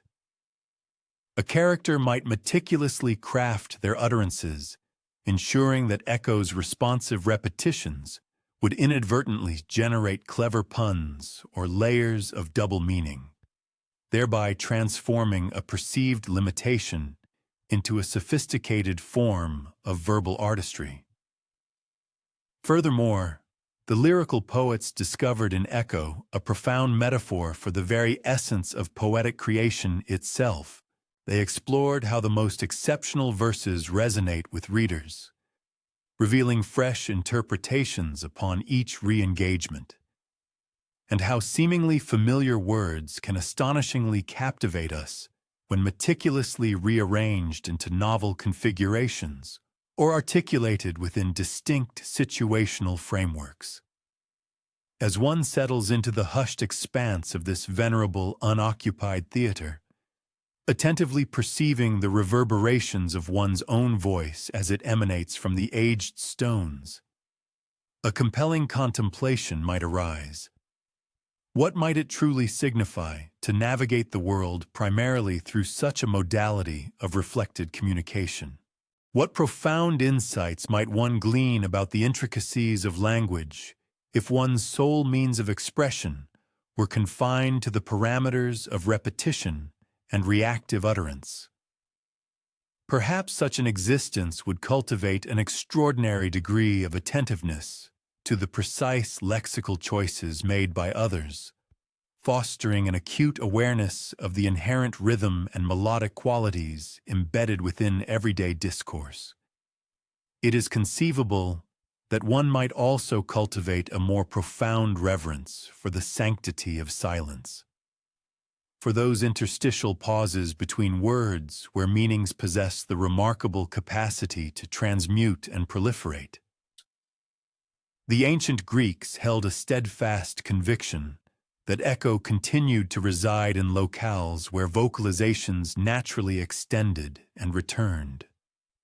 Within the hallowed confines of theaters, amidst the grandeur of mountain valleys, across the tranquil surfaces of lakes, and deep within the labyrinthine embrace of ancient forests. They conceptualized her not as a figure condemned to tragedy, but rather as an entity who had assimilated an alternative mode of engagement within the perpetual dialogue between humanity and its surrounding environment. And perhaps it is precisely this enduring legacy that explains why Greek poetry continues to resonate within our contemporary literary and intellectual endeavors, why these venerable voices persistently return to us across the vast expanse of centuries, undeniably transformed by their protracted journey through time, yet still unmistakably recognizable, perpetually offering novel insights each time we incline ourselves with sufficient care to truly apprehend them. Envision yourself traversing a rugged dirt track, meandering through verdant olive groves nestled somewhere within the sun-drenched region of Attica, perhaps an hour's leisurely stroll from the bustling heart of Athens. It is the nascent hours of morning, and a delicate mist is just beginning its ethereal ascent from the valley floors. The olive trees, ancient sentinels of time, stand with gnarled trunks, scarred and weathered by countless centuries of elemental exposure, their distinctive silver-green foliage shimmering with a subtle luminescence in the caress of the gentle breeze. Transitioning from the echoing voices that resonate within theatrical spaces, let us embark upon a deliberate journey into the heart of the Greek countryside, and thoughtfully consider the profound reasons why the inhabitants of this land, millennia ago, firmly believed that the very earth itself possessed a voice, and crucially, that this voice merited profound and attentive listening. As one proceeds along this path, an acute awareness emerges regarding the landscape's intrinsic rhythm. The spacing of the venerable trees appears to meticulously conform to the natural undulations of the hillside. The meticulously constructed stone walls, demarcating distinct groves, are clearly fashioned from geological formations indigenous to this specific terrain. Even the pathway beneath one's feet gracefully curves, instinctively following the most accessible route through the topography, its surface worn smooth by the ceaseless passage of generations who intuitively understood how to move in harmonious concert with the land, rather than in opposition to its inherent contours. They discerned, for instance, that particular locales inherently seem to inspire specific modalities of thought or sentiment. A secluded grove of majestic oak trees might consistently evoke a sense of contemplative introspection and gravitas in visitors, whereas a sun-dappled meadow situated adjacent to a pristine spring might reliably elevate one's spirits, instilling a renewed sense of optimism regarding any pressing dilemmas they encountered. For the Hellenes who trod these very same paths, this profound congruence between human endeavors and natural patterns suggested a truth of immense significance. The landscape was perceived not merely as an inert backdrop or a utilitarian resource to be exploited, but rather as an active, sentient participant in the intricate tapestry of life unfolding within its embrace. These occurrences were not considered arbitrary happenstances, the Greeks maintained, but rather compelling evidence that diverse places possessed distinct personalities, unique methodologies for engaging in dialogue with the human beings who frequented them. A hillside abundantly adorned with wild aromatic herbs might communicate through the fragrant exhalations it released when warmed by the sun's rays, subtly conveying messages pertaining to the prevailing weather conditions, the progression of the season, and the overall vitality of the soil. The Greeks meticulously cultivated elaborate traditions centered around the art of deciphering these landscape communications. Prior to rendering momentous decisions concerning optimal locations for cultivating crops, excavating wells, or establishing domiciles, they would dedicate substantial time to immersing themselves in potential sites, meticulously attending to subtle indicators and inherent patterns. For Greek cultivators and pastoralists, these intricate plant communities were akin to ongoing conversations, with each species intrinsically responding to the provisions offered by its counterparts. The resilient rosemary, for instance, contributed to the safeguarding of other botanical life from specific insect infestations, while the deep-rooted fennel facilitated the ascent of subterranean water closer to the surface, rendering it accessible to smaller, more delicate plants.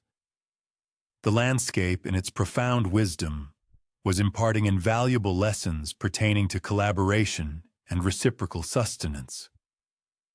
If one possessed the discernment to meticulously observe and accurately interpret the visual cues presented, one could personally experience such profound insights. As one continues this contemplative stroll, one keenly perceives how the characteristic aroma of the olive leaves undergoes a subtle transformation as the morning light intensifies. One should meticulously observe the inherent tendency for specific plant combinations to thrive in close proximity.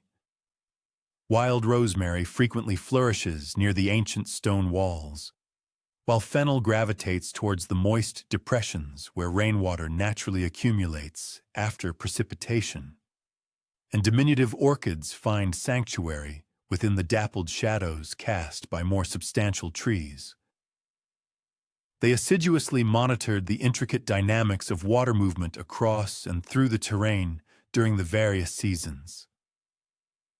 They keenly observed which specific areas attracted avian life and beneficial insect populations, and conversely, which regions appeared to deter agricultural pests. They discerned how the quality of ambient light transmuted throughout the day in disparate locations, and how the prevailing wind patterns subtly shifted in accordance with the topographical variations.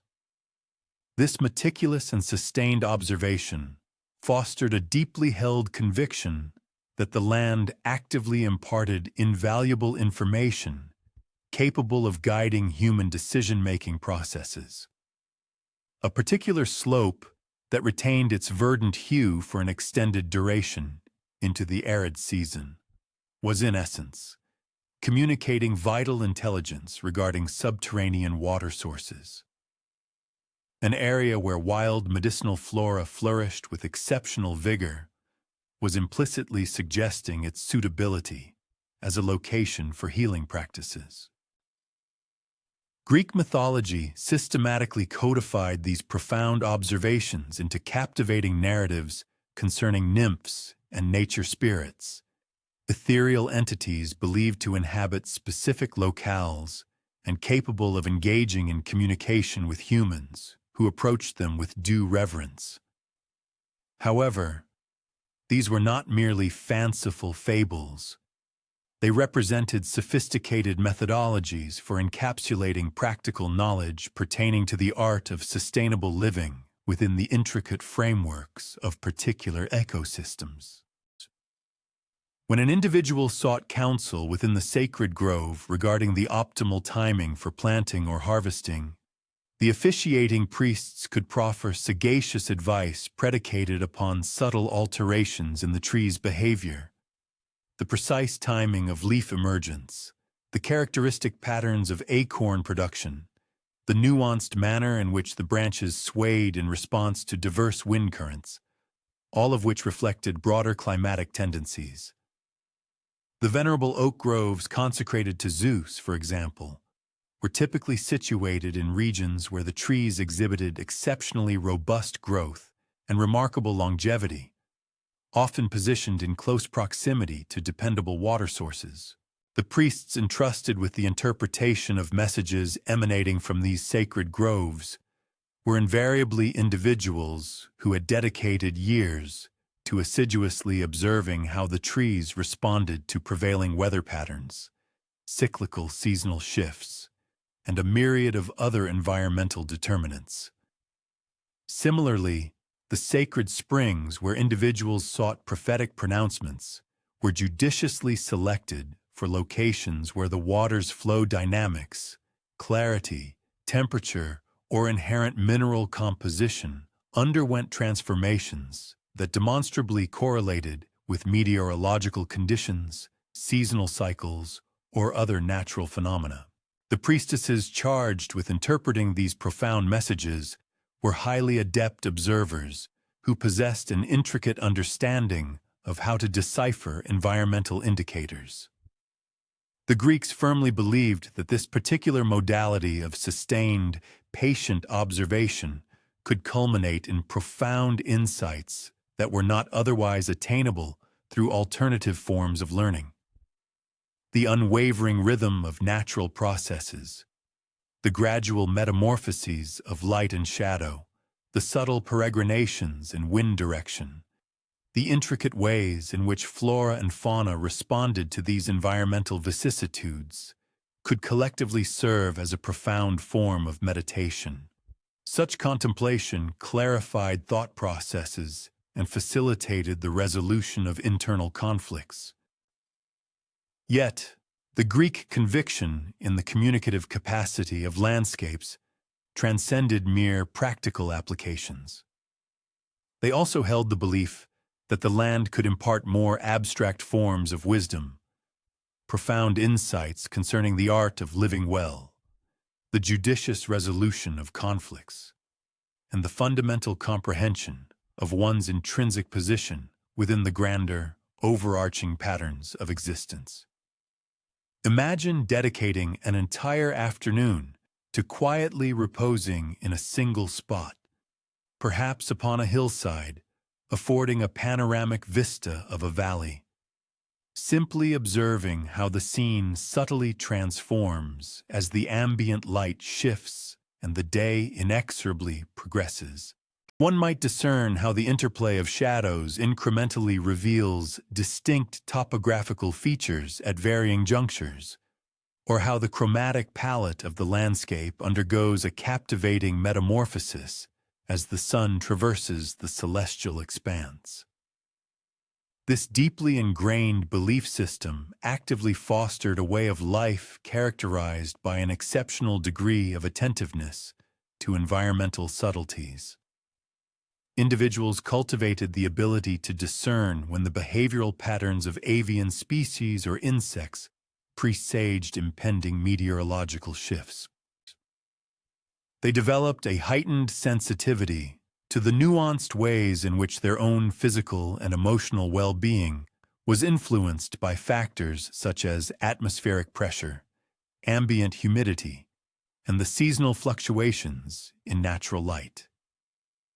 They meticulously recounted narratives concerning individuals who gleaned profound insights while immersing themselves for extended periods in natural environments, not through dramatic supernatural interventions, but rather through the gradual, organic comprehension that emerged from harmonizing their own inherent rhythms with the slower, more deliberate cadences of the natural world. An individual grappling with a challenging decision might dedicate several days to traversing the identical route through a specific landscape, meticulously observing how their thoughts and emotions transmuted in response to diverse locations and times of day. The guidance they ultimately received originated from this meticulous process of observation and reflective introspection, yet they unequivocally perceived it as a direct communication emanating from the landscape itself. The natural world, encompassing its varied topography and atmospheric shifts, inherently possesses a profound capacity for communication, subtly conveying intricate messages and nuanced information from the very essence of the landscape itself. As the day gracefully yields to the twilight hours, and one retraces their steps along a winding path bordered by ancient olive groves, an observant individual might discover previously overlooked details that escaped their attention during the earlier journey. The shifting illumination, for instance, casts an entirely new array of intricate patterns as sunlight filters through the verdant canopy of leaves, transforming familiar sights. Concurrently, the cool evening air begins to transport a distinct repertoire of fragrant aromas, differing markedly from those perceived at dawn. Moreover, the vocalizations of the avian inhabitants undergo a noticeable transformation, their calls evolving into a different chorus as they instinctively prepare for the impending arrival of nightfall. This sophisticated comprehension of the landscape's inherent communicative properties was profoundly mirrored in the architectural designs and urban layouts conceived by the ancient Greeks.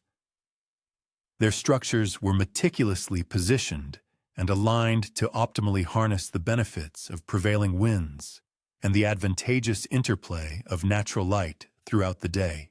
Furthermore, communal gathering places and public forums were judiciously situated in locales where the inherent acoustic qualities and expansive visual panoramas naturally amplified and enriched the diverse civic and cultural activities intended for those specific environments.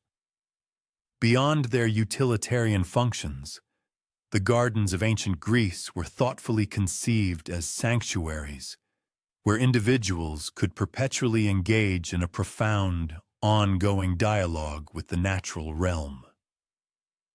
The deliberate configuration of various botanical specimens, meandering pathways, and serene water elements was meticulously orchestrated to foster moments of tranquil contemplation and silent scrutiny.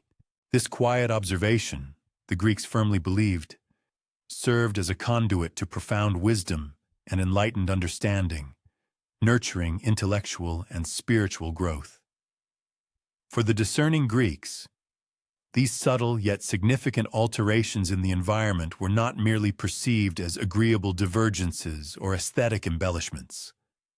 Rather, they were interpreted as tangible manifestations of the landscape's ceaseless and evolving discourse, perpetually unfolding for any individual who possessed the requisite patience to attentively listen and the diligence to observe with meticulous care.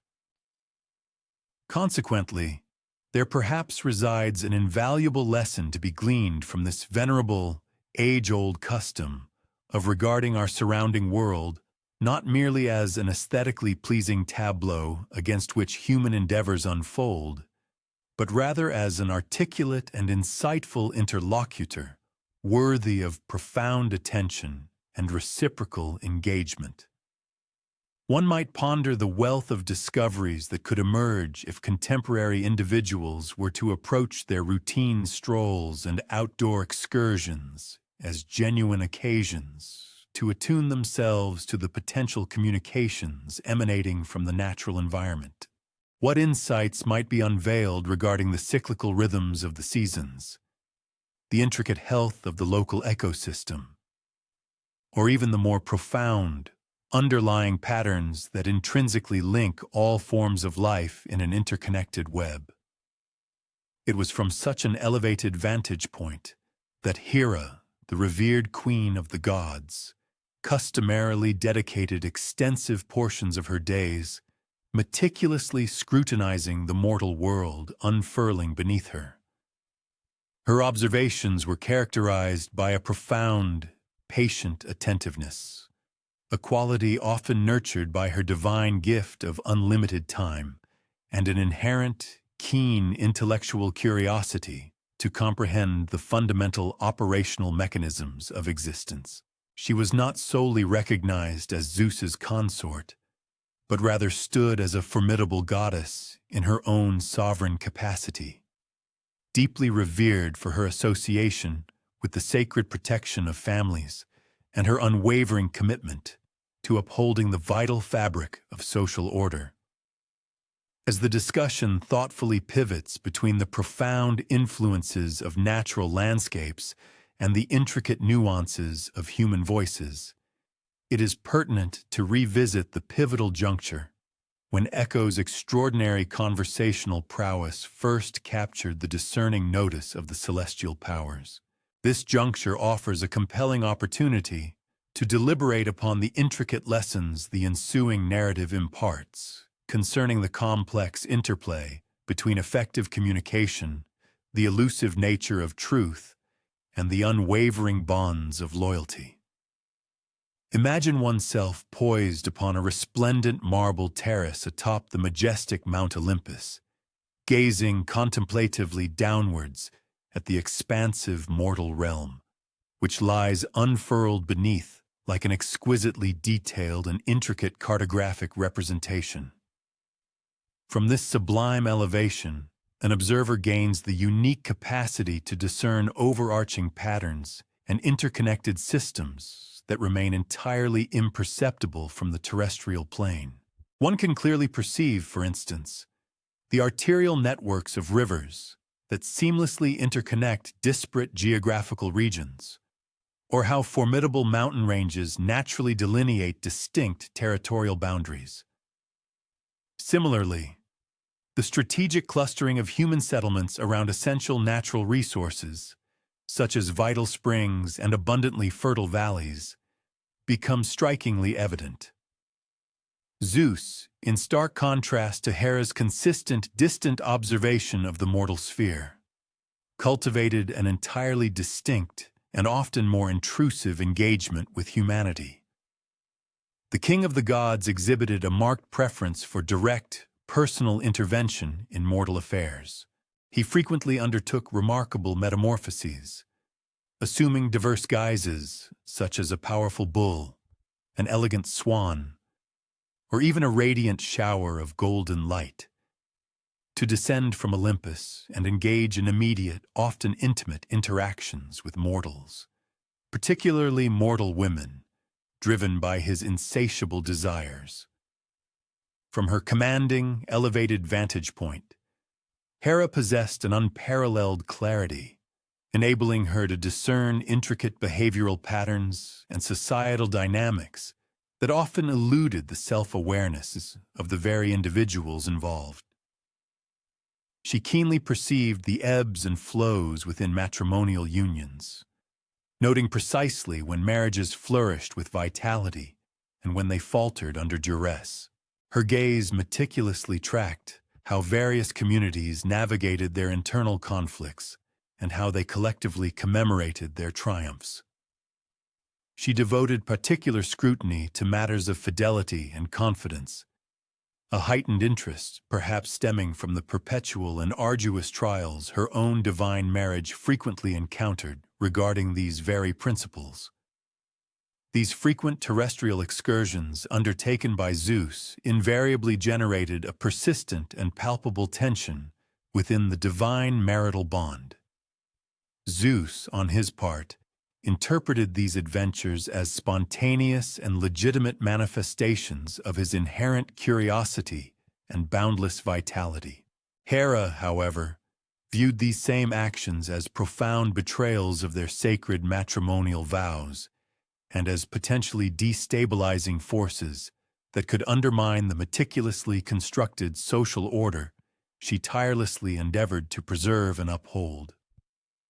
The profound discord between them transcended mere personal grievances, evolving into a fundamental philosophical chasm. It represented a deep-seated divergence in their core beliefs regarding the inherent responsibilities and ethical obligations intrinsically linked to the wielding of immense power and occupying a position of supreme authority. In the midst of this turbulent divine marital dynamic, the nymph Echo unwittingly became ensnared. It is highly probable that, during the initial stages of her involvement, she remained entirely oblivious to the far-reaching and profound implications of her seemingly innocuous actions. Echo resided predominantly within the untamed sylvan landscapes, where Zeus frequently elected to pursue his clandestine romantic escapades. Her disposition was inherently gregarious, and she exhibited a strong protective instinct towards the community of fellow nymphs and mortal inhabitants who coexisted within these shared natural domains. One can vividly envision these recurring encounters. Hera, queen of the gods, descending upon a secluded forest grove, her demeanor radiating the singular, unyielding intensity of an individual meticulously tracking a quarry. From amidst the sheltering foliage, Echo would gracefully emerge, offering a genuinely warm salutation and immediately displaying a captivating fascination with any topic Hera might wish to broach. "Are you in search of a particular individual?" Echo might inquire, her voice melodious. How utterly intriguing.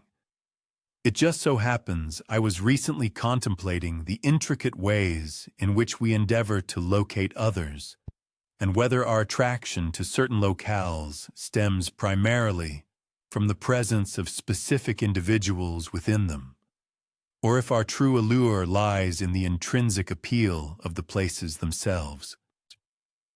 Upon Hera's arrival at these specific sylvan settings, her purpose unmistakably being the pursuit of Zeus, Echo's initial reaction was likely rooted in an instinctive sense of simple hospitality. Perceiving a visitor who appeared visibly distressed or troubled, Echo, with her exceptional gift for engaging discourse, was naturally inclined to provide both diversion and solace. It was entirely characteristic for her to draw Hera into the type of captivating, discursive conversation that might effectively ameliorate her troubled disposition and contribute to a greater sense of ease and relaxation. However, when viewed from Hera's increasingly suspicious perspective, these otherwise charming and engaging conversations began to exhibit an unsettling and distinct pattern. Invariably, each instance she endeavored to locate and apprehend Zeus, she would predictably encounter the loquacious nymph Echo, and without fail, every such conversation with Echo would extend precisely for the duration required for any fresh trails to dissipate, and for her diligent searches to ultimately prove entirely ineffectual. Regardless of whether Echo's actions were born of a deliberate intention to shield Zeus from discovery, or merely a spontaneous manifestation of her inherently sociable nature, the ultimate outcome remained consistently identical.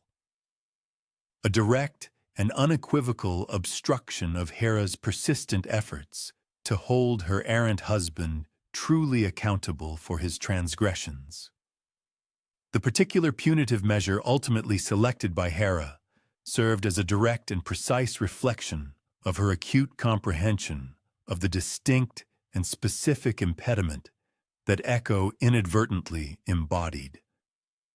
The core of the issue was not that Echo harbored malicious intent or engaged in deliberate deception. On the contrary, it is highly probable that she was entirely sincere and genuine in her effusive conversational overtures. The fundamental difficulty lay in the fact that her extraordinary aptitude for captivating discourse was, whether by conscious design or unintentional consequence, effectively being deployed to obstruct and preclude genuine, unhindered communication. Echo's distinctive conversational cadence was, in all likelihood, genuinely enchanting and thoroughly captivating. Her speech was replete with unanticipated linkages and profound, insightful observations that imbued even the most commonplace subjects with a novel freshness and an undeniable allure, rendering them eminently worthy of deeper exploration. It was precisely the sort of engrossing dialogue that causes one to entirely disregard the passage of time. So engrossed are they in the collaborative process of intellectually dissecting and developing ideas.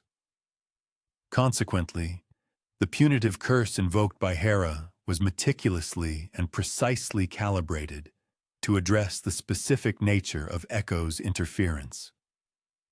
While Echo would indeed retain her melodious voice and her intrinsic yearning to communicate, she would be utterly divested of the capacity to initiate any conversation or to articulate original, independent thoughts. Her communicative faculty would be confined solely to responding to the utterances of others, and then only by reiterating the concluding few words of their spoken statements. This particular curse illuminates a profound aspect of Hera's conception of divine justice.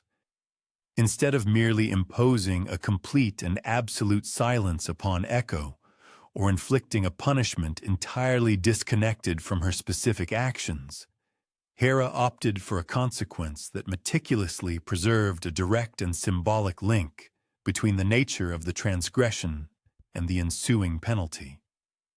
Given that Echo had inadvertently employed her conversational prowess to obfuscate the truth, Hera decreed that she would forfeit the capacity to direct or lead discussions, yet critically, she would retain the residual faculty to mirror and react to the verbalizations of others. This severe punitive measure fundamentally transmuted Echo's very essence, altering her from an individual capable of skillfully controlling and guiding conversational exchanges into a being rendered entirely reliant upon the contributions of others for both the substance and the trajectory of any communication.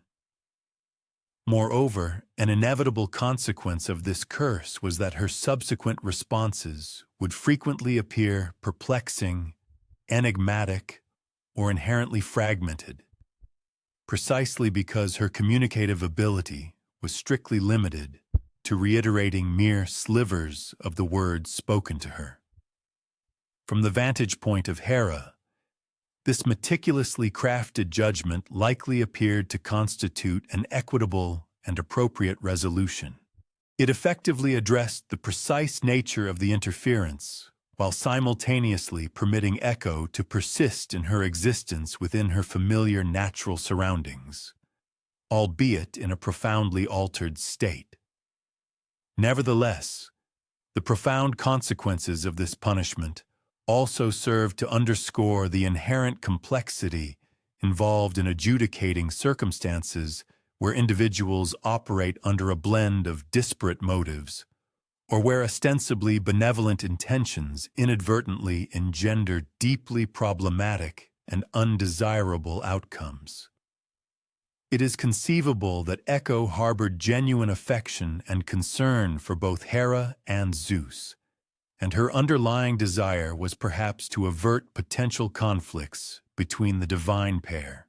She might have genuinely sought to achieve this by offering a soothing distraction and comfort to Hera, while simultaneously affording Zeus sufficient time to evade an uncomfortable confrontation. Viewed through Echo's own lens, her well-meaning conversational interventions could have been perceived as acts of genuine peacemaking, a sincere endeavor to assist all parties implicated in circumventing distressing confrontations and thereby preserving a fragile sense of harmony. However, she likely failed to fully grasp the crucial insight that circumventing challenging or uncomfortable discussions can, on occasion, exacerbate underlying issues, allowing them to fester and intensify rather than fostering their resolution. Furthermore, the narrative subtly conveys an important distinction regarding the divergent manners in which divine entities and mortal beings typically encounter and experience the ramifications of their actions. For Hera, the imposition of punishment upon Echo likely constituted a comparatively minor episode within the grander, perpetual struggle of upholding cosmic order and exacting accountability in a world perpetually destabilized by her husband's incessant and disruptive conduct. The mythological account strongly implies that Hera possessed a profound understanding of the intrinsic relationship between effective communication and the pursuit of truth. It suggests that even conversations initiated with the best intentions, if they consistently serve to deter individuals from confronting and resolving genuine problems, ultimately prove to be unhelpful, regardless of how pleasant or momentarily reassuring they might be. Conversely, for Echo, the profound metamorphosis was absolute and irrevocably permanent, fundamentally altering and impacting every single interaction she would undertake for the entirety of her remaining existence. The repercussions of Hera's pronouncement were indelible, casting a long shadow over every future exchange and interaction Echo would experience throughout her remaining days. The ancient narrative does not portray Hera as inherently malevolent or inequitable in her judgment. Rather, it strikingly illustrates how certain actions, when perceived from one vantage point, can appear entirely justifiable, yet from an alternative perspective, unleash profoundly destructive and unforeseen consequences upon another individual. While the severe penalty imposed upon Echo might conceivably have imparted a crucial lesson regarding the distinction between conversational engagement that genuinely serves the needs and welfare of others, and discourse that, however charmingly delivered, functions primarily to circumvent uncomfortable realities, this potential enlightenment came at an immense and irreplaceable cost. The forfeiture of an innate, exceptional talent that had been fundamental to her very identity and her established mode of connecting with the broader world. As one contemplates the vista from this elevated marble terrace, gazing down upon the very landscape where these profound ancient dramas unfolded, an observer might naturally ponder the ongoing dialogues in the contemporary world that similarly grapple with analogous tensions. The delicate balance between extending kindness and upholding honesty, between the impulse to shield individuals from difficult truths and the responsibility to empower them to confront necessary, often challenging, realities. Following the definitive imposition of the curse, Echo was compelled to painstakingly acquire entirely novel methodologies for effective participation within the intricate social fabric of her community, fundamentally altering her established patterns of engagement. She found herself utterly divested of her former abilities, no longer capable of dispensing solace through her characteristically expansive and meandering conversations, nor able to impart unique observations that had previously enabled others to perceive familiar phenomena from fresh and enlightening perspectives. Instead, a profound shift occurred within her social interactions. She was now obliged to cultivate a sense of meaning and forge genuine connections, primarily through the disciplined practice of attentive listening and the formulation of meticulously considered responses to the disclosures and shared experiences of those around her.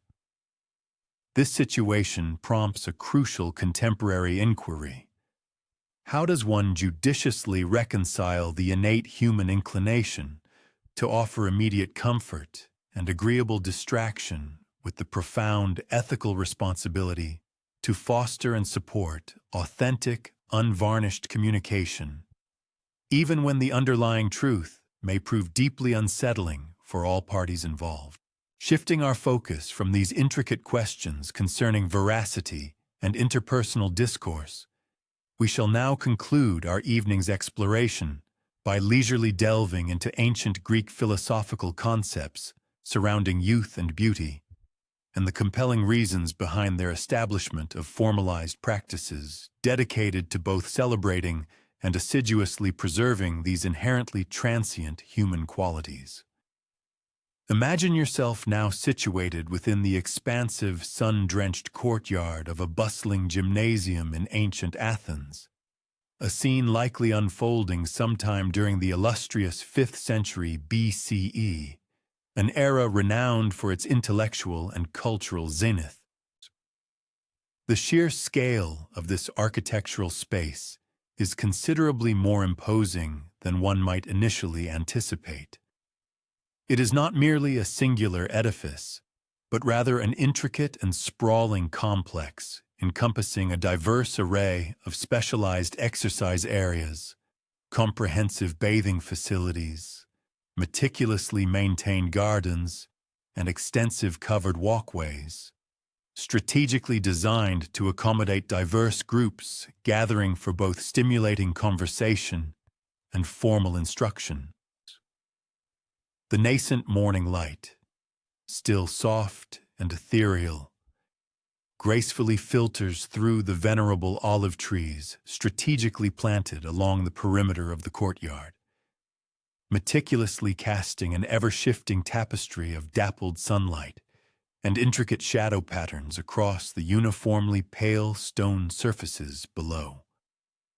A symphony of subtle, ambient sounds characteristic of daily preparations begins to emerge.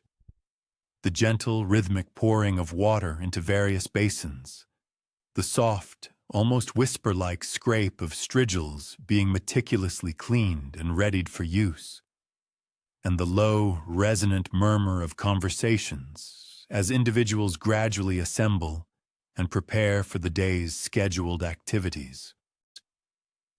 This particular locale served as the pivotal gathering point where young Greek men converged not solely for the purpose of rigorous physical training and bodily exertion, but also to actively participate in what modern observers might aptly characterize as a cult of youth and beauty.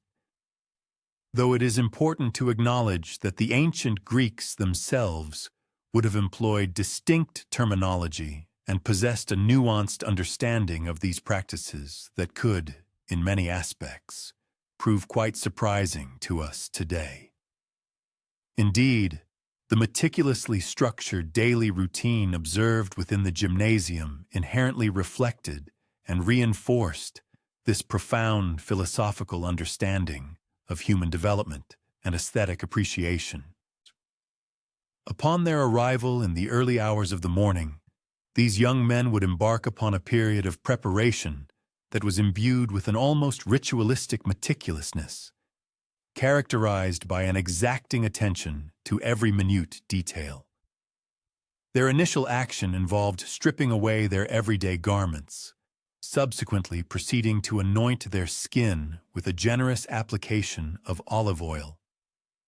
This practice was undertaken not out of a superficial sense of vanity or self-adornment, but rather for the eminently practical purpose of providing a crucial protective barrier against the harsh effects of the sun's rays and the prevailing winds encountered during their outdoor physical exercises.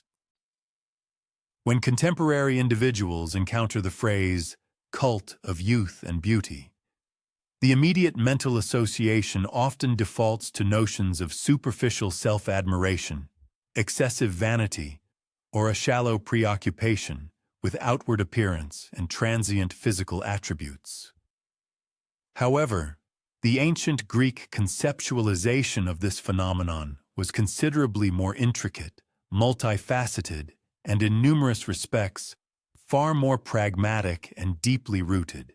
They perceived physical attractiveness and the vibrant energy of youthful vitality not as ends in themselves, but rather as outward manifestations and eloquent expressions of more profound, intrinsic qualities. Robust health, unwavering discipline, a harmonious integration between the mind and body, and that particular species of profound self-respect that is meticulously cultivated through diligent and attentive self-care, much akin to the meticulous cultivation and tending of a highly prized garden.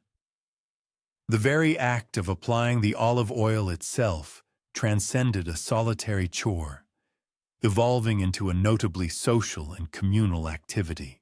Friends would routinely assist one another in reaching those difficult-to-access areas of the back and shoulders, and this collaborative process naturally fostered opportune moments for quiet, unhurried conversation, whether discussing the day's upcoming schedule, sharing mutual concerns, or engaging in profound philosophical questions that might have arisen in their minds since their last gathering. Thus, the meticulous physical care of the body was inextricably intertwined with the cultivation of deeper emotional and intellectual connections among the participants. Following the anointing of their skin with oil, the young men would then dedicate substantial time to engaging in various forms of rigorous physical exercise.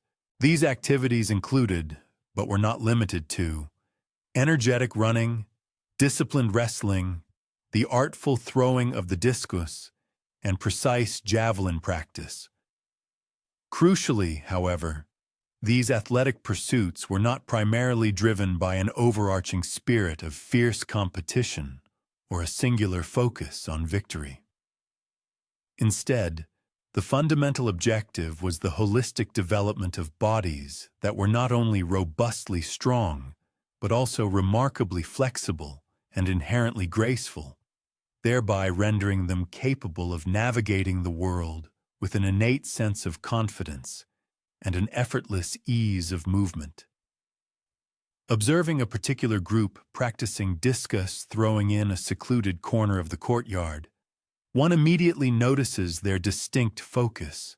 Their attention is not fixated on achieving maximum distance or pinpoint accuracy in their throws, but rather on the intrinsic aesthetic beauty and fluid elegance of the throwing motion itself, the precise manner in which the body seamlessly rotates, the nuanced shift of weight from one foot to the other, and the smooth, arcing trajectory of the arm as it gracefully releases the disc.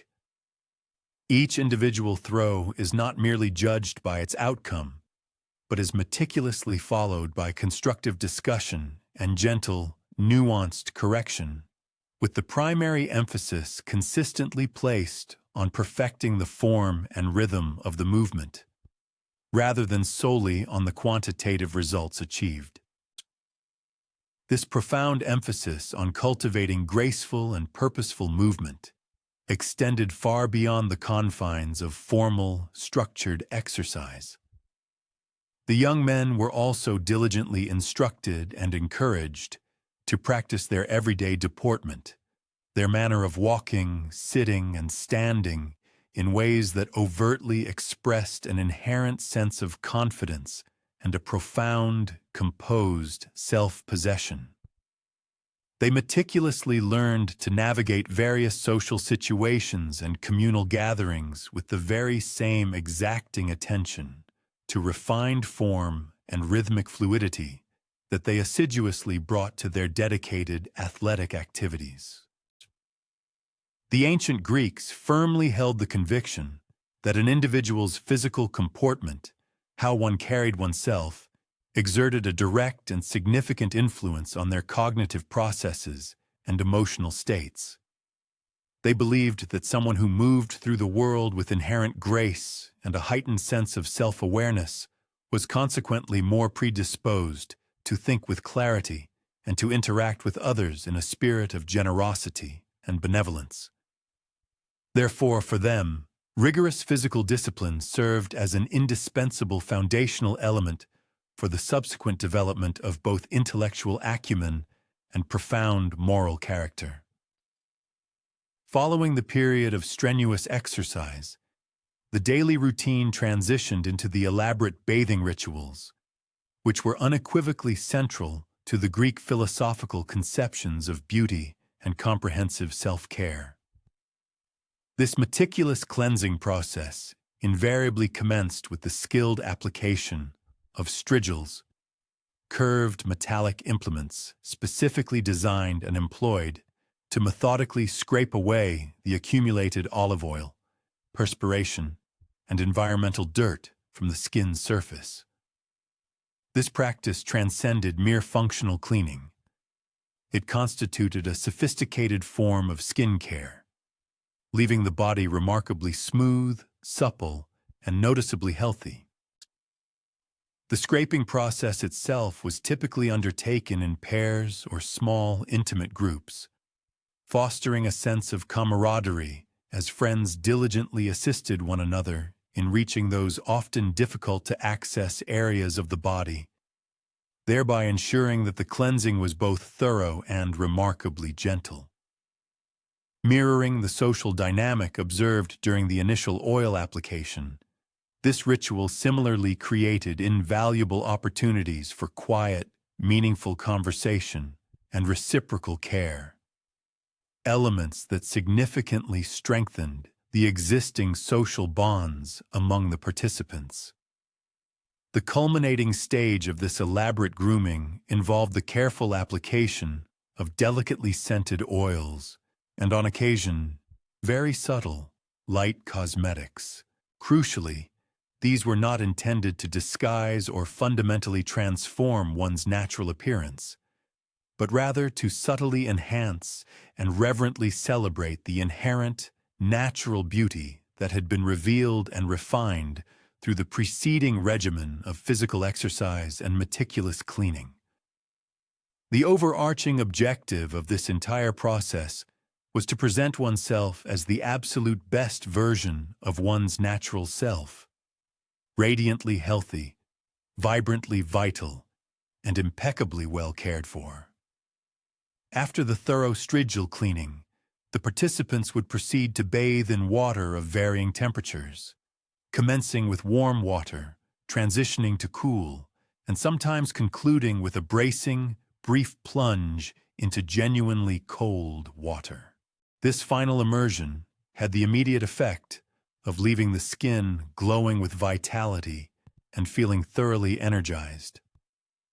The deliberate changes in water temperature were widely believed to significantly improve blood circulation throughout the body and to fortify the body's inherent capacity to adapt effectively to fluctuating environmental conditions. However, the cult of youth and beauty in ancient Greece extended far beyond these daily, tangible physical practices. The Greeks also meticulously established formalized religious and social ceremonies explicitly designed to celebrate the peak period of human physical development, while simultaneously acknowledging its inherently temporary and transient nature. The rigorous selection process for individuals destined to fulfill these significant ceremonial roles was approached with utmost seriousness and meticulousness, involving the careful and discerning observation of numerous potential candidates. Over time, the community's discerning criteria evolved to seek not merely conventional physical attractiveness, but also profound qualities such as an innate grace in movement, unwavering emotional stability, and that particular species of profound self-confidence that emanates from genuine self-respect rather than from superficial vanity or unwarranted arrogance. Young men and women who most eloquently exemplified the revered Greek ideals of both physical beauty and corporeal perfection might be honorably chosen to participate in sacred religious processions, bearing hallowed objects, or to assume the distinguished role of leading ceremonial dances.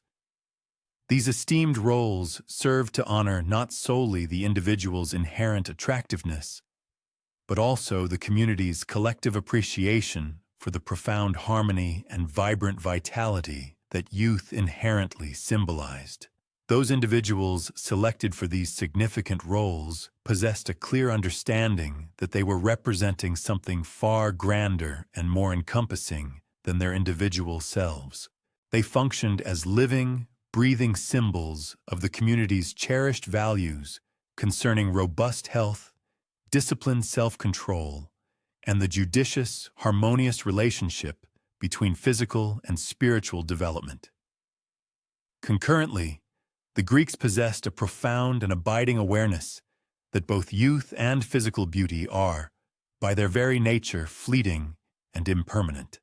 Their elaborate celebrations of these cherished qualities were perpetually imbued with an underlying acknowledgement that the relentless march of time inexorably alters everyone, and that the ultimate objective was not to desperately cling to a youthful appearance, but rather to judiciously harness the potent energy and inherent confidence of youth to cultivate enduring qualities of character and profound wisdom. This profound understanding ultimately gave rise to practices that, from a contemporary perspective, might appear quite surprising. Older men, who in their prime had been celebrated for their exceptional beauty and youthful vigor, were subsequently honored for their crucial role in guiding and teaching younger generations how to gracefully navigate the transition from a reliance on transient physical attractiveness to the development of deeper, more sustainable sources of self-confidence and meaningful social contribution. They firmly believed that an individual who had diligently learned to appreciate and meticulously care for their physical self during the impressionable years of youth would be far better prepared to discover profound sources of satisfaction and enduring self-respect as their body inevitably underwent natural changes over the passage of time. The rigorous discipline and meticulous attention to health cultivated within the structured environment of the gymnasium would therefore serve them as invaluable assets throughout the entirety of their lives, even as their outward appearance naturally evolved and transformed. Greek poetry and various forms of art from this seminal period eloquently reflect this intricate and nuanced understanding of the intertwined concepts of beauty and the natural process of aging. Rather than perpetuating the illusion that youth endures indefinitely, Greek artists instead chose to celebrate the distinct and inherent beauty of each different stage of human existence. The vibrant, fresh energy characteristic of adolescence, the poised and mature confidence of middle age, and the profound, dignified wisdom that accompanies old age. The period of burgeoning adolescence, the assured self-possession of one's prime, and the venerable sagacity inherent in advanced years each represent distinct yet interconnected stages of human development. Within the vibrant confines of the gymnasium, these diverse age groups naturally forged intricate intergenerational bonds. Seasoned individuals would graciously impart their profound understanding of athletic regimens, meticulous grooming rituals, and refined social graces to their younger counterparts.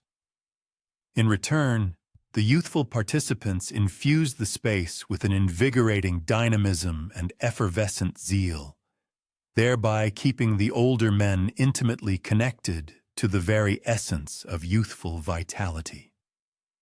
As the day gradually transitions into evening and the bustling energy of the gymnasium begins to recede, an observer might discern how the late afternoon sun casts an ethereal golden luminescence upon the skin of the young men concluding their daily physical exertions. There resides an undeniable aesthetic appeal in physiques that have been assiduously cultivated and rigorously trained. Skin that appears robust and impeccably clean, and movements that exude both self-assurance and fluid grace. Perhaps the Hellenic perspective offers valuable insights for contemporary individuals navigating their own intricate relationships with corporeal attractiveness, the inevitable march of time, and personal well-being. Rather than perceiving youth and beauty as ephemeral attributes to which one must desperately cling, one might instead consider them as precious endowments to be fully cherished during their transient presence, serving as fundamental building blocks for cultivating the rigorous discipline and profound self-esteem that can sustain individuals throughout the protracted expedition of a comprehensively lived existence. Moreover, there is an inherent serenity in contemplating this physical perfection, without succumbing to the gnawing apprehension of its eventual evanescence. The ancient Greeks appear to have mastered the art of exalting corporeal excellence, while simultaneously embracing its transient nature, choosing to invest thoughtfully in their health and outward presentation, without descending into a state of frantic desperation concerning the processes of aging and physiological transformation. As one perambulates leisurely homeward through the twilight thoroughfares of ancient Athens, enveloped by the gentle symphonies of a metropolis gradually settling into its nocturnal repose, a contemplation might arise regarding the experience of inhabiting a civilization that celebrated beauty without inhibition, acknowledged the passage of years without despair, and comprehended physical cultivation as a cornerstone for the lifelong endeavor of realizing one's most fully developed and magnanimous self. What daily rituals might empower individuals in the modern era to discover that delicate equilibrium between appreciating the fleeting boons of youth and diligently preparing for the distinct blessings that accompany accumulated experience, profound wisdom, and the more profound aesthetic that blossoms when one has cultivated the capacity to care for oneself and for others across all the varied epochs of a human life. It appears that the text intended for paraphrasing was not included in your request. To effectively fulfill the instructions regarding length, structure, language enrichment, and thematic consistency, the original content is a prerequisite. Without the source material, it is impossible to undertake the task of rephrasing expanding upon thoughts, or ensuring that proper names and factual information remain unaltered while maintaining a journalistic narrative in the third person. Therefore, kindly provide the specific text that requires paraphrasing so that the assignment can be approached with the precision and detail requested.